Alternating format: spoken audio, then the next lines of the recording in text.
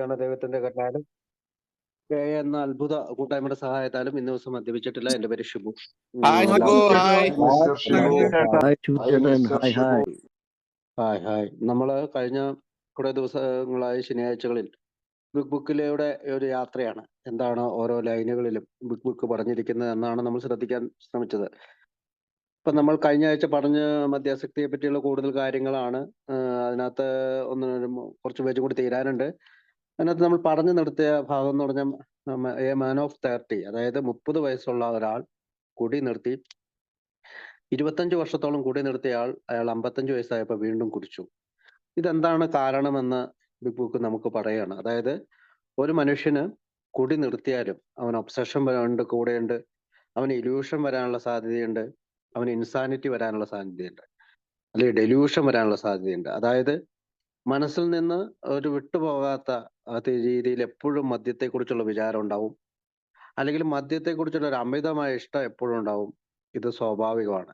എന്ത് ചെയ്തില്ലെങ്കിൽ, സ്പിരിച്വാലിറ്റി എന്ന് പറയുന്ന ഒരു ആത്മീയ മാർഗം നമ്മൾ കണ്ടെത്തിയില്ലെങ്കിൽ. ഡെലൂഷൻ എന്ന് പറയുന്നത് ഒരു ഭ്രമാണ്, അല്ലെങ്കിൽ ഒരു അബദ്ധ വിശ്വാസമാണ്. ഞാൻ കുടിച്ചാൽ കുഴപ്പമില്ല, ഇനി എനിക്ക് കുടിക്കാൻ സാധിക്കും. അപ്പൊ ഈ ഒബ്സഷൻ ആയാലും ഇലൂഷൻ ആയാലും ഇൻസാനിറ്റി ആയാലും ഡെലൂഷൻ ആയാലും ബിലീവ് ഇൻ ലൈ, ഒരു നുണയെ നമ്മൾ വിശ്വസിക്കുകയാണ്, ഒരു ശരിയാത്ത സത്യമല്ലാത്ത ഒരു കാര്യത്തെ വിശ്വസിക്കുകയാണ്. അപ്പോൾ ഈ കാര്യങ്ങളാണ് നമ്മൾ കഴിഞ്ഞ ആഴ്ച പറഞ്ഞത്. അപ്പൊ മാൻ ഓഫ് 30 എന്ന് പറഞ്ഞത് നമുക്കറിയാം, നമ്മുടെ റിച്ചാർഡ് പിബോഡി എന്ന് പറയുന്ന ആൽക്കഹോളിക്സ് അനോണിമസിന്റെ കാലത്ത് തന്നെ, അതായത് ബിൽവെൽസനും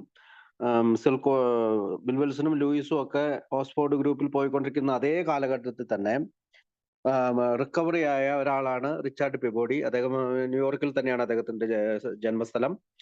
അദ്ദേഹം പ്രവർത്തിച്ചിരുന്നത് അവിടെ തന്നെയാണ്. അപ്പൊ അത് 24 ഗ്രേസി പാർക്ക് എന്ന് പറയുന്നതാണ് സ്ഥലത്ത്, അതായത് ബിൽവിൽസന്റെ വീടിന് അടുത്ത് തന്നെയാണ്. അപ്പൊ ഇത് വളരെ പ്രധാനപ്പെട്ട ഒരു കാര്യമാണ്. കാരണം ബിൽവിൽസൺ റിച്ചാർഡ് പിബോഡിയുടെ പല കാര്യങ്ങളും ശ്രദ്ധിച്ചിരുന്നു എന്നുള്ളതാണ്. അത് റിച്ചാർഡ് പിബോഡി ഒരു മതപരമായ ആശയങ്ങളിലൂന്നിയാണ് ഈ ആൽക്കഹോളിക്കുകൾക്ക് തെറാപ്പി കൊടുത്തിരുന്നത്. ഒരു വിദഗ്ധനായിരുന്നില്ല, അതായത് ഒരു സർട്ടിഫിക്കറ്റ് ഹോൾഡറോ ഒന്നും ആയിരുന്നില്ലെങ്കിൽ തന്നെയും തനിക്ക് ലഭിച്ച റിക്കവറി മറ്റൊരാൾക്ക് കൊടുക്കണമെന്നുള്ള ഒരു ആശയക്കാരനായിരുന്നു. 1936 അദ്ദേഹം മരണപ്പെടുന്നത്. അതിനു മുമ്പ് അദ്ദേഹം എഴുതിയ പുസ്തകമാണ് the common sense of drinking. Common sense എന്ന് പറഞ്ഞാൽ സാമാന്യ ബുദ്ധി, അതായത് കുടിയെക്കുറിച്ചുള്ള ഒരു സാമാന്യ ബുദ്ധി, അതാണ് ആ പുസ്തകത്തിന്റെ പേര്. 1930-ലും 1931-ലും ഒക്കെ ഈ മെഡിക്കൽ ജേർണലിലൊക്കെ ഇദ്ദേഹത്തിന്റെ ആർട്ടിക്കിളുകളൊക്കെ പ്രസിദ്ധീകരിച്ചിട്ടുണ്ട്.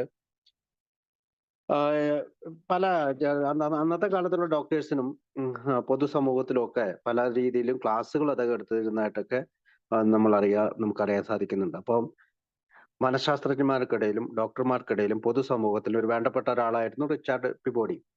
ഇപ്പോൾ വീണ്ടെടുക്കപ്പെട്ട അല്ലെങ്കിൽ റിക്കവേർഡ് ആയ അദ്ദേഹം മറ്റ് ആളുകളെ സഹായിക്കുന്നത്, ആ ജോലി വളരെ നല്ലതാണ് എന്ന് ആവശ്യപ്പെട്ടു.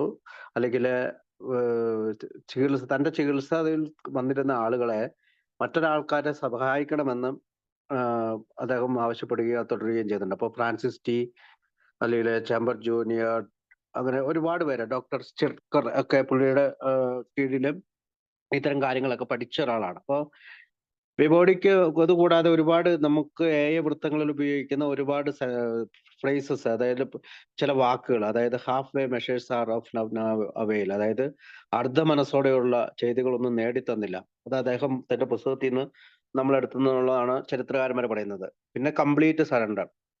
ഇപ്പൊ നമ്മൾ സുബോധത്താനായിട്ട് എപ്പോഴും നമ്മൾ പറയുന്നതാണ്, ഒരാള് സമ്പൂർണ്ണമായിട്ട് കീഴടങ്ങിയാൽ മാത്രമേ ശാന്തമാകാൻ, അതായത് സുബോധാവസ്ഥ കൈവരുത്താനും വിനാശകരമായ ഫലങ്ങൾ വരുത്താതെ തന്നെ നമുക്ക് ഈ വാഗണിൽ നിന്ന് ഇറങ്ങാൻ, അതായത് ഗോയിങ് ഓൺ ദ വാഗൺ എന്ന് വെച്ചാൽ നമ്മൾ കുടിയുടെ ഒരു കാലഘട്ടത്തിൽ നമ്മൾ ഇങ്ങനെ സഞ്ചരിക്കുകയാണ്, നമുക്ക് നിർത്താൻ കഴിയുന്നില്ല. അപ്പൊ അവിടെയൊക്കെ ഉള്ള പോയിന്റ് ഒക്കെ, ഗോയിങ് ഓൺ വാഗൺ എന്നൊക്കെ ഉള്ള പോയിന്റ് ഒക്കെ അവിടെ നിന്ന് എടുത്തതായിട്ടാണ് പറയാം. പിന്നെ ഡ്രിങ്ക് ലൈക്ക് എ ജെന്റിൽമാൻ, ബുക്കിൽ ഒരു വാക്കാണ് ഡ്രിങ്ക് ലൈക്ക് എ ജെന്റിൽമാൻ. നിങ്ങൾക്ക് ഒരു നല്ല വ്യക്തിയായിട്ട് കുടിക്കാൻ സാധിക്കുമെങ്കിൽ ഹാർട്സ് ഓഫ് യു എന്നൊക്കെ പറയുന്ന ഭാഗം നമ്മൾ കഴിഞ്ഞ ദിവസം വായിച്ചാണ്. അപ്പോൾ പിബോഡിയുടെ അഭിപ്രായത്തില് ഒരാൾ ചികിത്സയ്ക്ക് പ്രവേശിച്ചു കഴിഞ്ഞാൽ അയാൾ സത്യസന്ധനായിരിക്കണം, അയാൾക്കുടെ ചിന്തകളിലും പ്രവൃത്തികളിലും അയാള് സത്യസന്ധത പാലിക്കണം. അതായത് സ്വയം നുണ പറയുന്നതിൽ നിന്ന് മാറണം എന്നാണ് പിബോഡിയുടെ ഒരു കാഴ്ചപ്പാട്. അപ്പോ പലർക്കും മോഡറേറ്റഡ് ഡ്രിങ്കറെ പോലെയൊക്കെ കുടിക്കാൻ ശ്രമിക്കാൻ പറ്റും. പക്ഷെ ഒരു ആൽക്കഹോളിക് ആണ്. അത് അയാളൊരു റിയൽ ആൽക്കഹോളിക് ആണ് എങ്കിൽ അയാൾക്ക് അനിവാര്യമായിട്ടുള്ള ഒരു ദിവസം വന്നു കഴിയുമ്പോഴത്തേക്കും അയാൾ വീണ്ടും അമിത മദ്യപാന രോഗിയായി മാറും എന്നുള്ള ചിന്തയാണ്. അപ്പൊ ആൽക്കഹോളിക് ആയിട്ട് മാറാനുള്ള സാധ്യത കൂടുതലാണ്. അയാൾക്ക് കുറച്ചു കാലത്തേക്കൊക്കെ മോഡറേറ്റ് ഡ്രിങ്കർ ആയിട്ട് കുടിക്കാൻ പറ്റുമായിരിക്കും. അപ്പോ നമ്മൾ പറഞ്ഞു വന്നത് എന്ന് വെച്ചാൽ പേജ് നമ്പർ 32, 33 വരെയുള്ള മാൻ ഓഫ് 30 അല്ലെങ്കിൽ 30 വയസ്സുള്ള ആളെ കുറിച്ച് പറയുന്ന ബോഡി പറയുന്നത് നമ്മളെ മനസ്സിലാക്കി തരാനാണ്. അതായത് എത്ര വർഷക്കാലം കുടിക്കാതിരുന്നാലും 25 വർഷക്കാലം കുടിക്കാതിരുന്നിട്ടാണ് കുടിച്ചത്. അപ്പൊ എത്ര വർഷക്കാലം കുടിക്കാതിരുന്നാലും ഫസ്റ്റ് ഡ്രിങ്ക് എന്ന് പറയുന്ന ആദ്യത്തെ കുടിയിൽ നിന്ന് മാറി നിൽക്കാൻ നമ്മൾ സ്പിരിച്വലി നമ്മൾ പ്രിപ്പയർഡ് അല്ലെങ്കിൽ സാധ്യതയുണ്ട് എന്നുള്ളൊരു കാര്യമാണ് അവിടെ പറയുന്നത്. അതിനുശേഷം അടുത്ത ഒരു ഉദാഹരണത്തില് ജിം ദ കാർ സെയിൽസ്മാൻ, അതായത് ജിമ്മിനെ കുറിച്ചാണ്. ജൂൺ 6, 1938 റാൽഫ് ഫർലോങ് എന്ന് പറയുന്ന ബിൽ വിൽസൺ തന്നെ കണ്ടുമുട്ടിയ ഒരു സോബർ ആൽക്കഹോളിക് ആണ്. അദ്ദേഹത്തിന്റെ സോബറേറ്റി പീരീഡ് ആണ് ഞാൻ പറഞ്ഞത്. ജൂൺ 6, 1938. അത് കൂടാതെ അദ്ദേഹത്തിന്റെ കഥ നമ്മുടെ ബുക്കിലുണ്ട്. അനദർ പ്രൊഡിഗൽ സൺ എന്നാണ് അത് ആ കഥയുടെ പേര്. ഇത് വ്യക്തമായി ഒരു ഡിസ്ക്രിപ്ഷനാണ്. അതൊരു ആൽക്കഹോളിക്കിനെ കുറിച്ചുള്ള പൂർണ്ണമായിട്ടുള്ള വിവരണമാണ് ജിമ്മിന്റെ കഥയിലൂടെ നമ്മളോട് അദ്ദേഹം പറയാൻ ശ്രമിക്കുന്നത്. പ്രത്യേകിച്ച് നമ്മളൊരു ചോദ്യം ചോദിക്കുന്നുണ്ട് ബുക്കിന്റെ ഒരു കുറച്ച് 2-3 പേജുകൾ മുമ്പ്. മദ്യാസക്തിയെ പറ്റിയുള്ള കൂടുതൽ കാര്യങ്ങളിൽ എന്തുകൊണ്ടാണ് അവർ ഇതിങ്ങനെ ചെയ്യുന്നത്, വൈ ഡസ് ഹി, അതായത് ഒരു കൂസലുമില്ലാതെ എന്തുകൊണ്ടാണ് അവൻ ബാറിലേക്ക് ഓടിക്കയറുന്നതെന്നൊക്കെ പറയുന്നതിനുള്ളൊരു ഉദാഹരണമാണ് ഈ ജിമ്മിന്റെ ഉദാഹരണം. അപ്പം ഈ ജിമ്മ് മെമ്പേഴ്സിനോട് ഒരു കഥ പറയുന്നതായിട്ടാണ് പറഞ്ഞത്. അതിനകത്ത് 34-ാമത്തെ പേജിന്റെ അവസാനത്തെ പാരഗ്രാഫില് ഞങ്ങൾ എങ്ങനെ ഉത്തരം കണ്ടെത്തി എന്ന് അയാളോട് വിവരിച്ചു എന്ന് പറയുന്നുണ്ട്.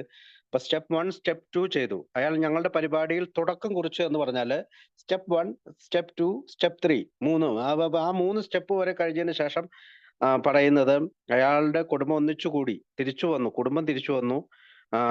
അയാളുടെ സെയിൽസ് ഒക്കെ വർദ്ധിച്ചു. ജോലി തുടങ്ങാൻ തുടങ്ങി. കുറച്ചു കാലത്തേക്ക് സംഗതികളൊക്കെ ഓക്കെ ആയി. നമ്മുടെ സോബറായി കഴിയുമ്പോൾ കുറച്ചു കാലത്തേക്ക് ഇതൊക്കെ ഓക്കെ ആവും. പക്ഷെ ആത്മീയ ചിന്താഗതികൾ വിശാലമാക്കാൻ ഒരുമ്പെട്ടില്ല. നമ്മൾ പലപ്പോഴും ബില്ലിന്റെ കഥയിലും ഡോക്ടർ സിൽക്വർത്തും അതുകൂടാതെ ഒരു പരിഹാരമുണ്ട് എന്ന് പറയുന്ന പല ഭാഗങ്ങളിൽ പറയുന്നുണ്ട്. നമ്മുടെ ആത്മീയമായിട്ടുള്ള ജീവിതം വികസിപ്പിക്കണം, എങ്കിൽ മാത്രമേ നമുക്ക് കൂടി നിർത്താൻ സാധിക്കുകയുള്ളൂ എന്ന് പറഞ്ഞുകൊണ്ടാണ് നമ്മൾ ഇന്ന് തുടങ്ങുക. അപ്പൊ 35-ാമത്തെ പേജിന്റെ ആദ്യത്തെ പാരഗ്രാഫ് മുതൽ നമുക്ക് ഇന്ന് തുടങ്ങാം. റോമിൽ വായിക്കുവോ ആരെങ്കിലും? എന്നിട്ടും അയാൾ വീണ്ടും കുടിച്ചുന്മത്തനായി. അതെങ്ങനെ സംഭവിച്ചുവെന്ന് കൃത്യമായി വിവരിക്കാൻ അയാളോട് ഞങ്ങൾ പറഞ്ഞു. അയാൾ പറഞ്ഞ കഥ ഇതാണ്. ചൊവ്വാഴ്ച രാവിലെ ഞാൻ ജോലിക്ക് വന്നു.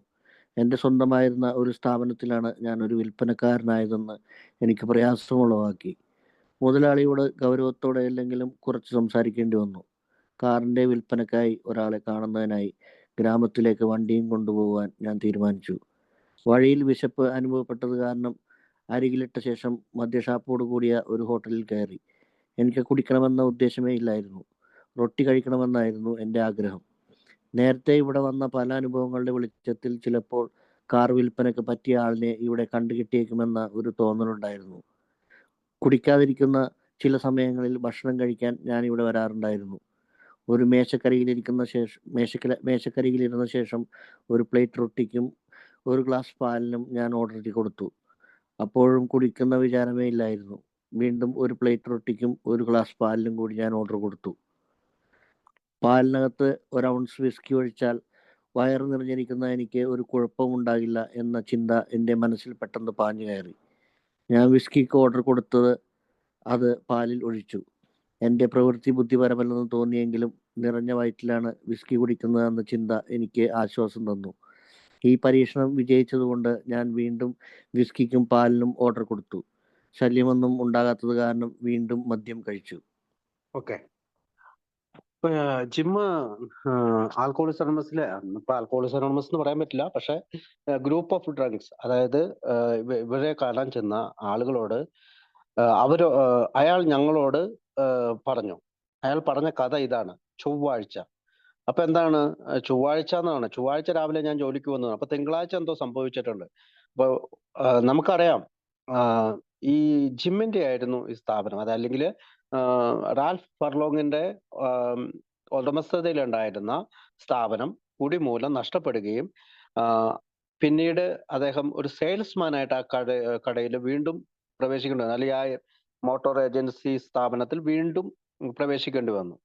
എന്റെ സ്വന്തമായിരുന്ന ഒരു സ്ഥാപനത്തിൽ ഒരു വിൽപ്പനക്കാരനായിട്ട്, ഒരു സെയിൽസ്മാൻ ആയിട്ട് അദ്ദേഹത്തിന് പ്രവേശിച്ചത് അദ്ദേഹത്തിന് പ്രയാസം ഉളവാക്കി.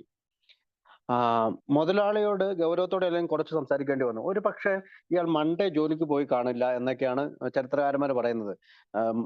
ട്യൂസ്ഡേ എന്ന് പറയുന്ന ചൊവ്വാഴ്ചയിലാണ് അദ്ദേഹം കഥ തുടങ്ങുന്നതിനർത്ഥം മൺഡേ അദ്ദേഹം ജോലിക്ക് പോയിട്ടുണ്ടാകില്ല. ഒരു പക്ഷേ അദ്ദേഹത്തിന് ആ ജോലി ചെയ്യാനുള്ള പ്രയാസം ഉണ്ടായതുകൊണ്ടായിരിക്കാം. അപ്പം ഈ ചൊവ്വാഴ്ച രാവിലെ ജോലി തുടങ്ങാൻ പോകുന്നതിന് മുമ്പ് അദ്ദേഹത്തിന് ഒരു പക്ഷേ ഇറിറ്റേഷൻ ഉണ്ടായി കാണാം, ഒരു കോപം ഉണ്ടായി കാണാം, ഒരു ശുണ്ഠി പിടിപ്പിക്കുന്ന ഒരു അവസ്ഥ ഉണ്ടായി കഴിഞ്ഞാൽ. കാരണം അദ്ദേഹം സ്വയം ഒരു ശോഭാവസ്ഥയിൽ എത്തിക്കാണും. കാരണം തന്റെ സ്വന്തമാണ് ആ സ്ഥാപനം. ആ സ്ഥാപനത്തിൽ സെയിൽസ്മാനായി പോവുക, ഞാൻ എൻ്റെ ജോലിക്കാരുടെ ഇടയിൽ ഞാൻ ഒരു സെയിൽസ്മാനായി മാറുക എന്നുള്ളത് ഒരു ആൽക്കഹോളിക് കൂടിയായ ഈ ഇപ്പൊ നമ്മൾ ജിം എന്ന് പേരിട്ട് വിളിക്കുന്ന റാൽഫിന് ഒരു പക്ഷേ വളരെയധികം പ്രയാസമുണ്ടാക്കിയിരിക്കാം.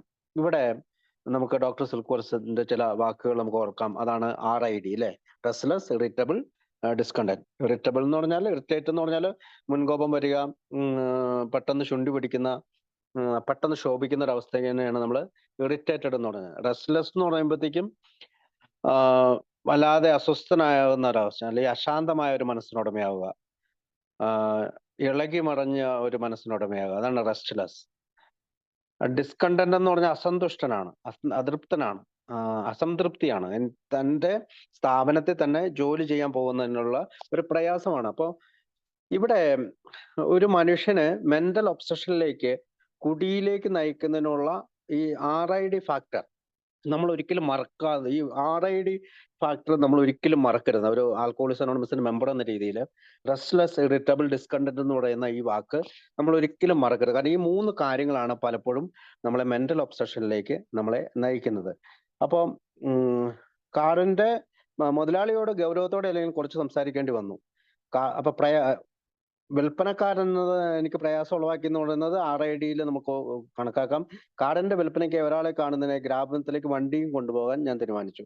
അപ്പം ഇന്നത്തെ കാലത്ത് നമ്മളിപ്പോ ഷോറൂമിലൊക്കെ പോയിട്ട് കാണുന്ന പോലെയല്ല. ഇൻഷുറൻസ് ആണേലും വണ്ടി ആണേലും വാങ്ങുന്ന ആളിന്റെ അടുത്ത് കൊണ്ടുപോയിട്ടാണ് കാണിക്കുകയും സംസാരിക്കുകയും ഒക്കെ ചെയ്യണം വിൽപ്പനയ്ക്ക്. വഴിയിൽ വിശപ്പ് അനുഭവപ്പെട്ടത് കാരണം വണ്ടി അരികിലിട്ട ശേഷം, റോഡരികിലിട്ട ശേഷം മദ്യഷാപ്പോട് കൂടിയ ഒരു ഹോട്ടലിൽ കയറി. അവിടെ നമ്മൾ ശ്രദ്ധിക്കണം, മദ്യഷാപ്പോട് കൂടിയ ഒരു ഹോട്ടലിലാണ് അവൻ കയറിയത്. മറ്റനേകം ഷാപ്പുകൾ ഉണ്ടായിരുന്നു, അല്ലെങ്കിൽ മറ്റനേകം റെസ്റ്റോറന്റുകൾ ഉണ്ടായിരുന്നെങ്കിലും മദ്യം വിളമ്പുന്ന ഒരു സ്ഥലത്താണ് അദ്ദേഹം എത്തിപ്പെടാനായിട്ട് സാധിച്ചത്. ഒരു പക്ഷേ ഇതിനു മുമ്പും ആ വഴിക്കൊക്കെ അവൻ പോയിട്ടുണ്ട്. ഒരുപക്ഷെ അതിനു മുമ്പ് അവിടെ നിന്ന് ഭക്ഷണം കഴിച്ചിട്ടുണ്ട്. അന്നേരമൊന്നും കുടിച്ചിട്ടില്ല. ഇന്നും അവൻ കയറുന്നത് കുടിക്കുക എന്ന ലക്ഷ്യമാക്കിയല്ല, ഭക്ഷണം കഴിക്കുക എന്ന ലക്ഷ്യമാക്കി തന്നെയാണ്. അതിനു മുമ്പ് കഴിച്ചിട്ടില്ല, അതിനു മുമ്പ് ആ ഹോട്ടലിൽ തന്നെ കയറിയിട്ടുണ്ട്. പക്ഷെ ഇവിടെ നമ്മൾ ശ്രദ്ധിക്കേണ്ടത്, കാരണം അവൻ റെസ്റ്റ്ലെസ്, ഇറിറ്റബിൾ, ഡിസ്കണ്ടന്റ് എന്ന് പറയുന്ന മെന്റൽ ഒബ്സഷനിൽ നിൽക്കുമ്പോഴാണ് വീണ്ടും അവിടെ തന്നെ പോകുന്നത്. അപ്പം റൊട്ടി കഴിക്കണമെന്നായിരുന്നു എൻ്റെ ആഗ്രഹം. നേരത്തെ ഇവിടെ വന്ന പല അനുഭവങ്ങൾ വിളിച്ച് ചിലപ്പോൾ കാർ വിൽപ്പനയ്ക്ക് പറ്റിയ ആളിനെ ഇവിടെ കണ്ടുമുട്ടിയേക്കാവുന്ന ഒരു തോന്നലുണ്ടായിരുന്നു. കുടിക്കാതിരിക്കുന്ന ചില സമയങ്ങൾ ഭക്ഷണം കഴിക്കാൻ ഞാൻ ഇവിടെ വരാറുണ്ടായിരുന്നു. ഒരു മേശക്കലയിരുന്ന ശേഷം ഒരു പ്ലേറ്റ് റൊട്ടിക്ക് ഒരു ഗ്ലാസ് പാലിനും ഞാൻ ഓർഡർ കൊടുത്തു. അപ്പം പാലിനും റൊട്ടിക്കും തന്നെയാണ് ഓർഡർ കൊടുക്കുന്നത്. അപ്പോഴും കുടിക്കുന്ന വിചാരമേ ഉണ്ടായിരുന്നില്ല.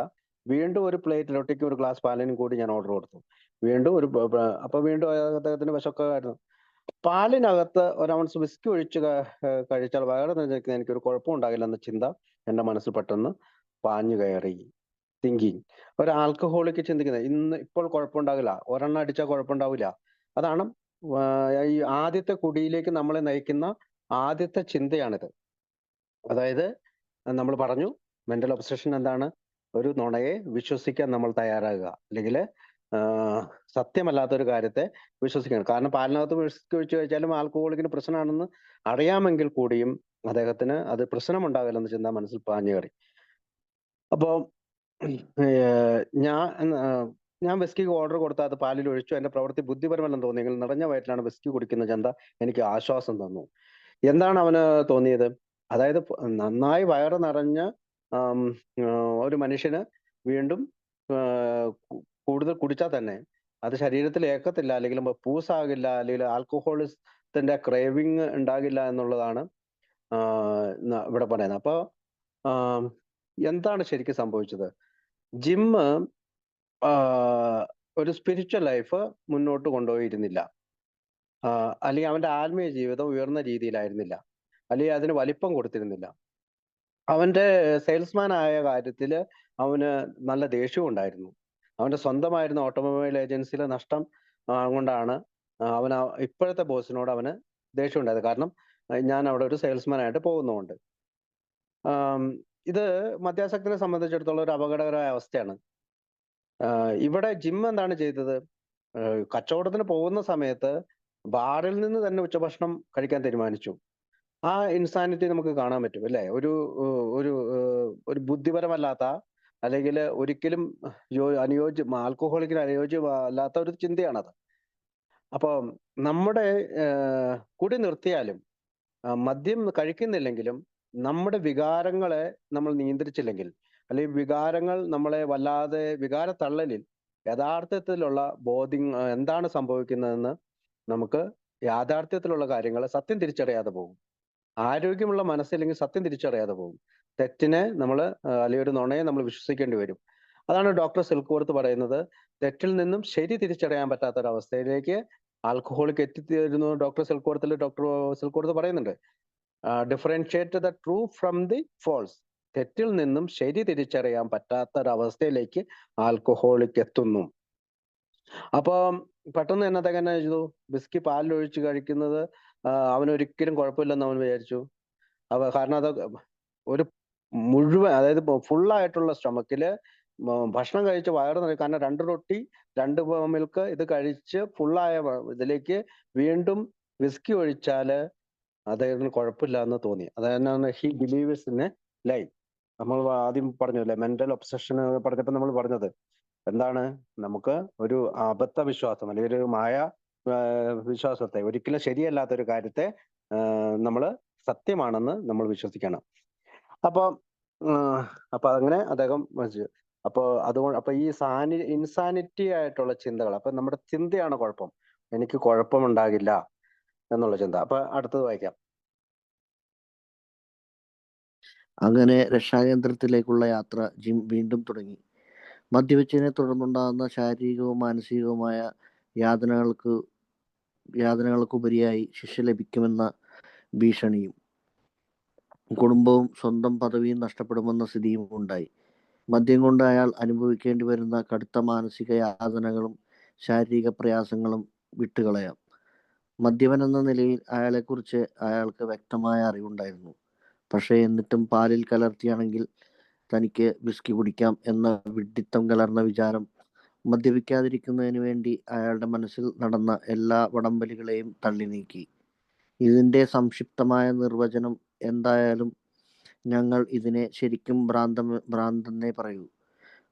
ബുദ്ധിയില്ലായ്മയെയും നേരായ മാർഗത്തിൽ ചിന്തിക്കാനുള്ള കഴിവില്ലാത്ത അസന്തുലിതാവസ്ഥയെയും മറ്റെന്താണ് വിളിക്കുക? ഓക്കെ.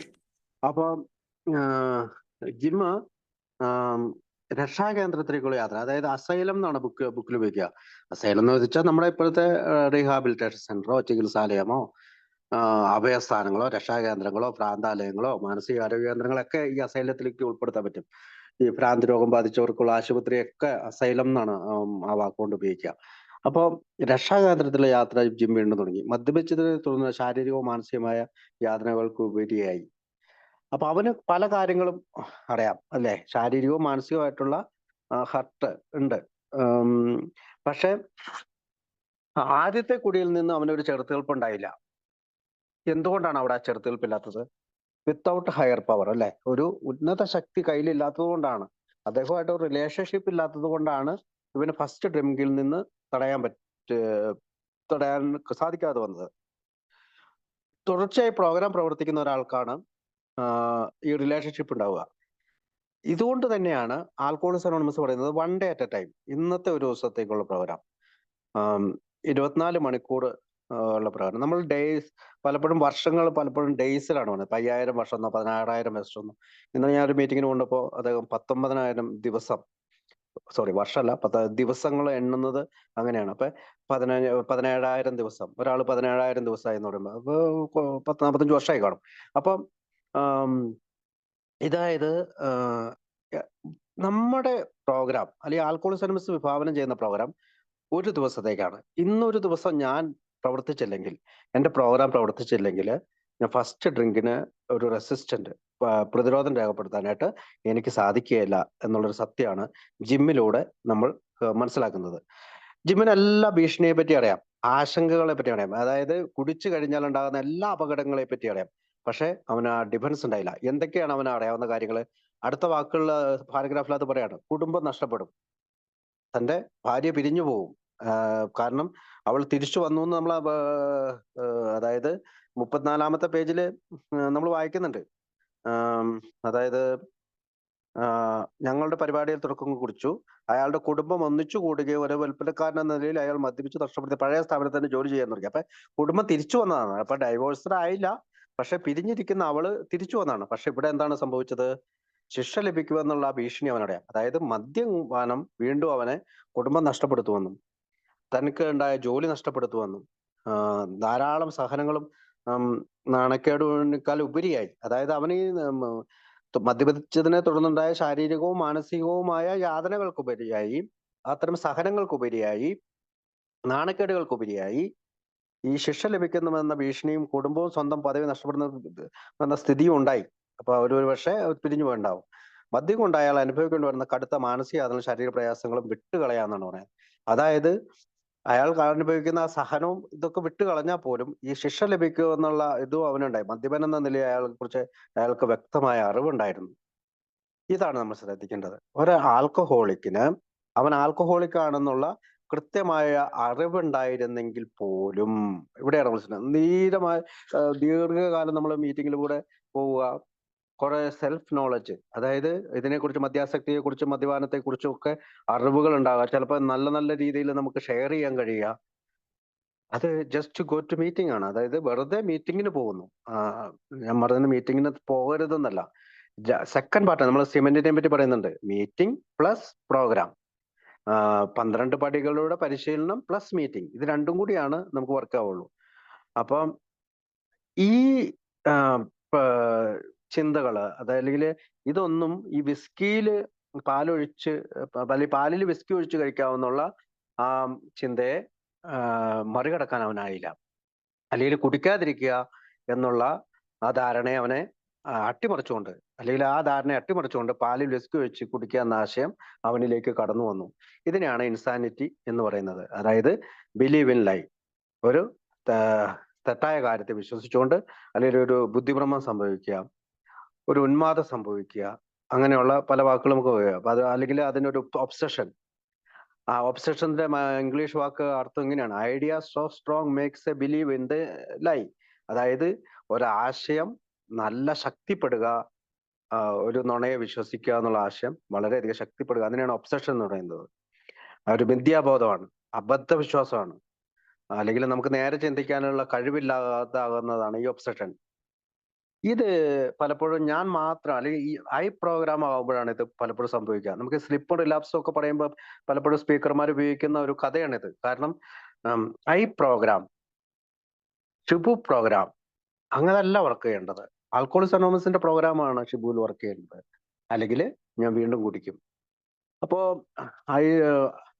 മീ എന്നുള്ളതിനോടൊന്ന് വിയിലേക്ക് മാറണം. അതുകൊണ്ട് എന്തുകൊണ്ട് അവൻ കുടിച്ചു എന്ന് ചോദിച്ചാല് അതിനുള്ള ചോദ്യം, ത്തിന്റെ ഉത്തരം, അവന് സ്പിരിച്വൽ ലൈഫ് എക്സ്പാൻഡ് ചെയ്തില്ല, ദൈവം അല്ലെങ്കിൽ ഹയർ പവർ എന്നുള്ള ഒരു ആശയം അവനിൽ ഉണ്ടായില്ല. അങ്ങനെയുള്ള പിന്നെ കുടിച്ചു കഴിഞ്ഞപ്പോഴത്തേക്കും നമുക്കറിയാം, ഫിസിക്കൽ അലർജി നമുക്ക് വന്നു കഴിഞ്ഞാൽ വീണ്ടും വീണ്ടും വീണ്ടും കുടിക്കും. അതിനെ ക്രേവിങ് എന്നാണ് പറയുന്നത്. അപ്പം ഇത് പേജ് നമ്പർ 43 വരെ, അതായത് ഇപ്പൊ നമ്മൾ 35-ാമത്തെ പേജിലാണ് നിൽക്കുന്നത്.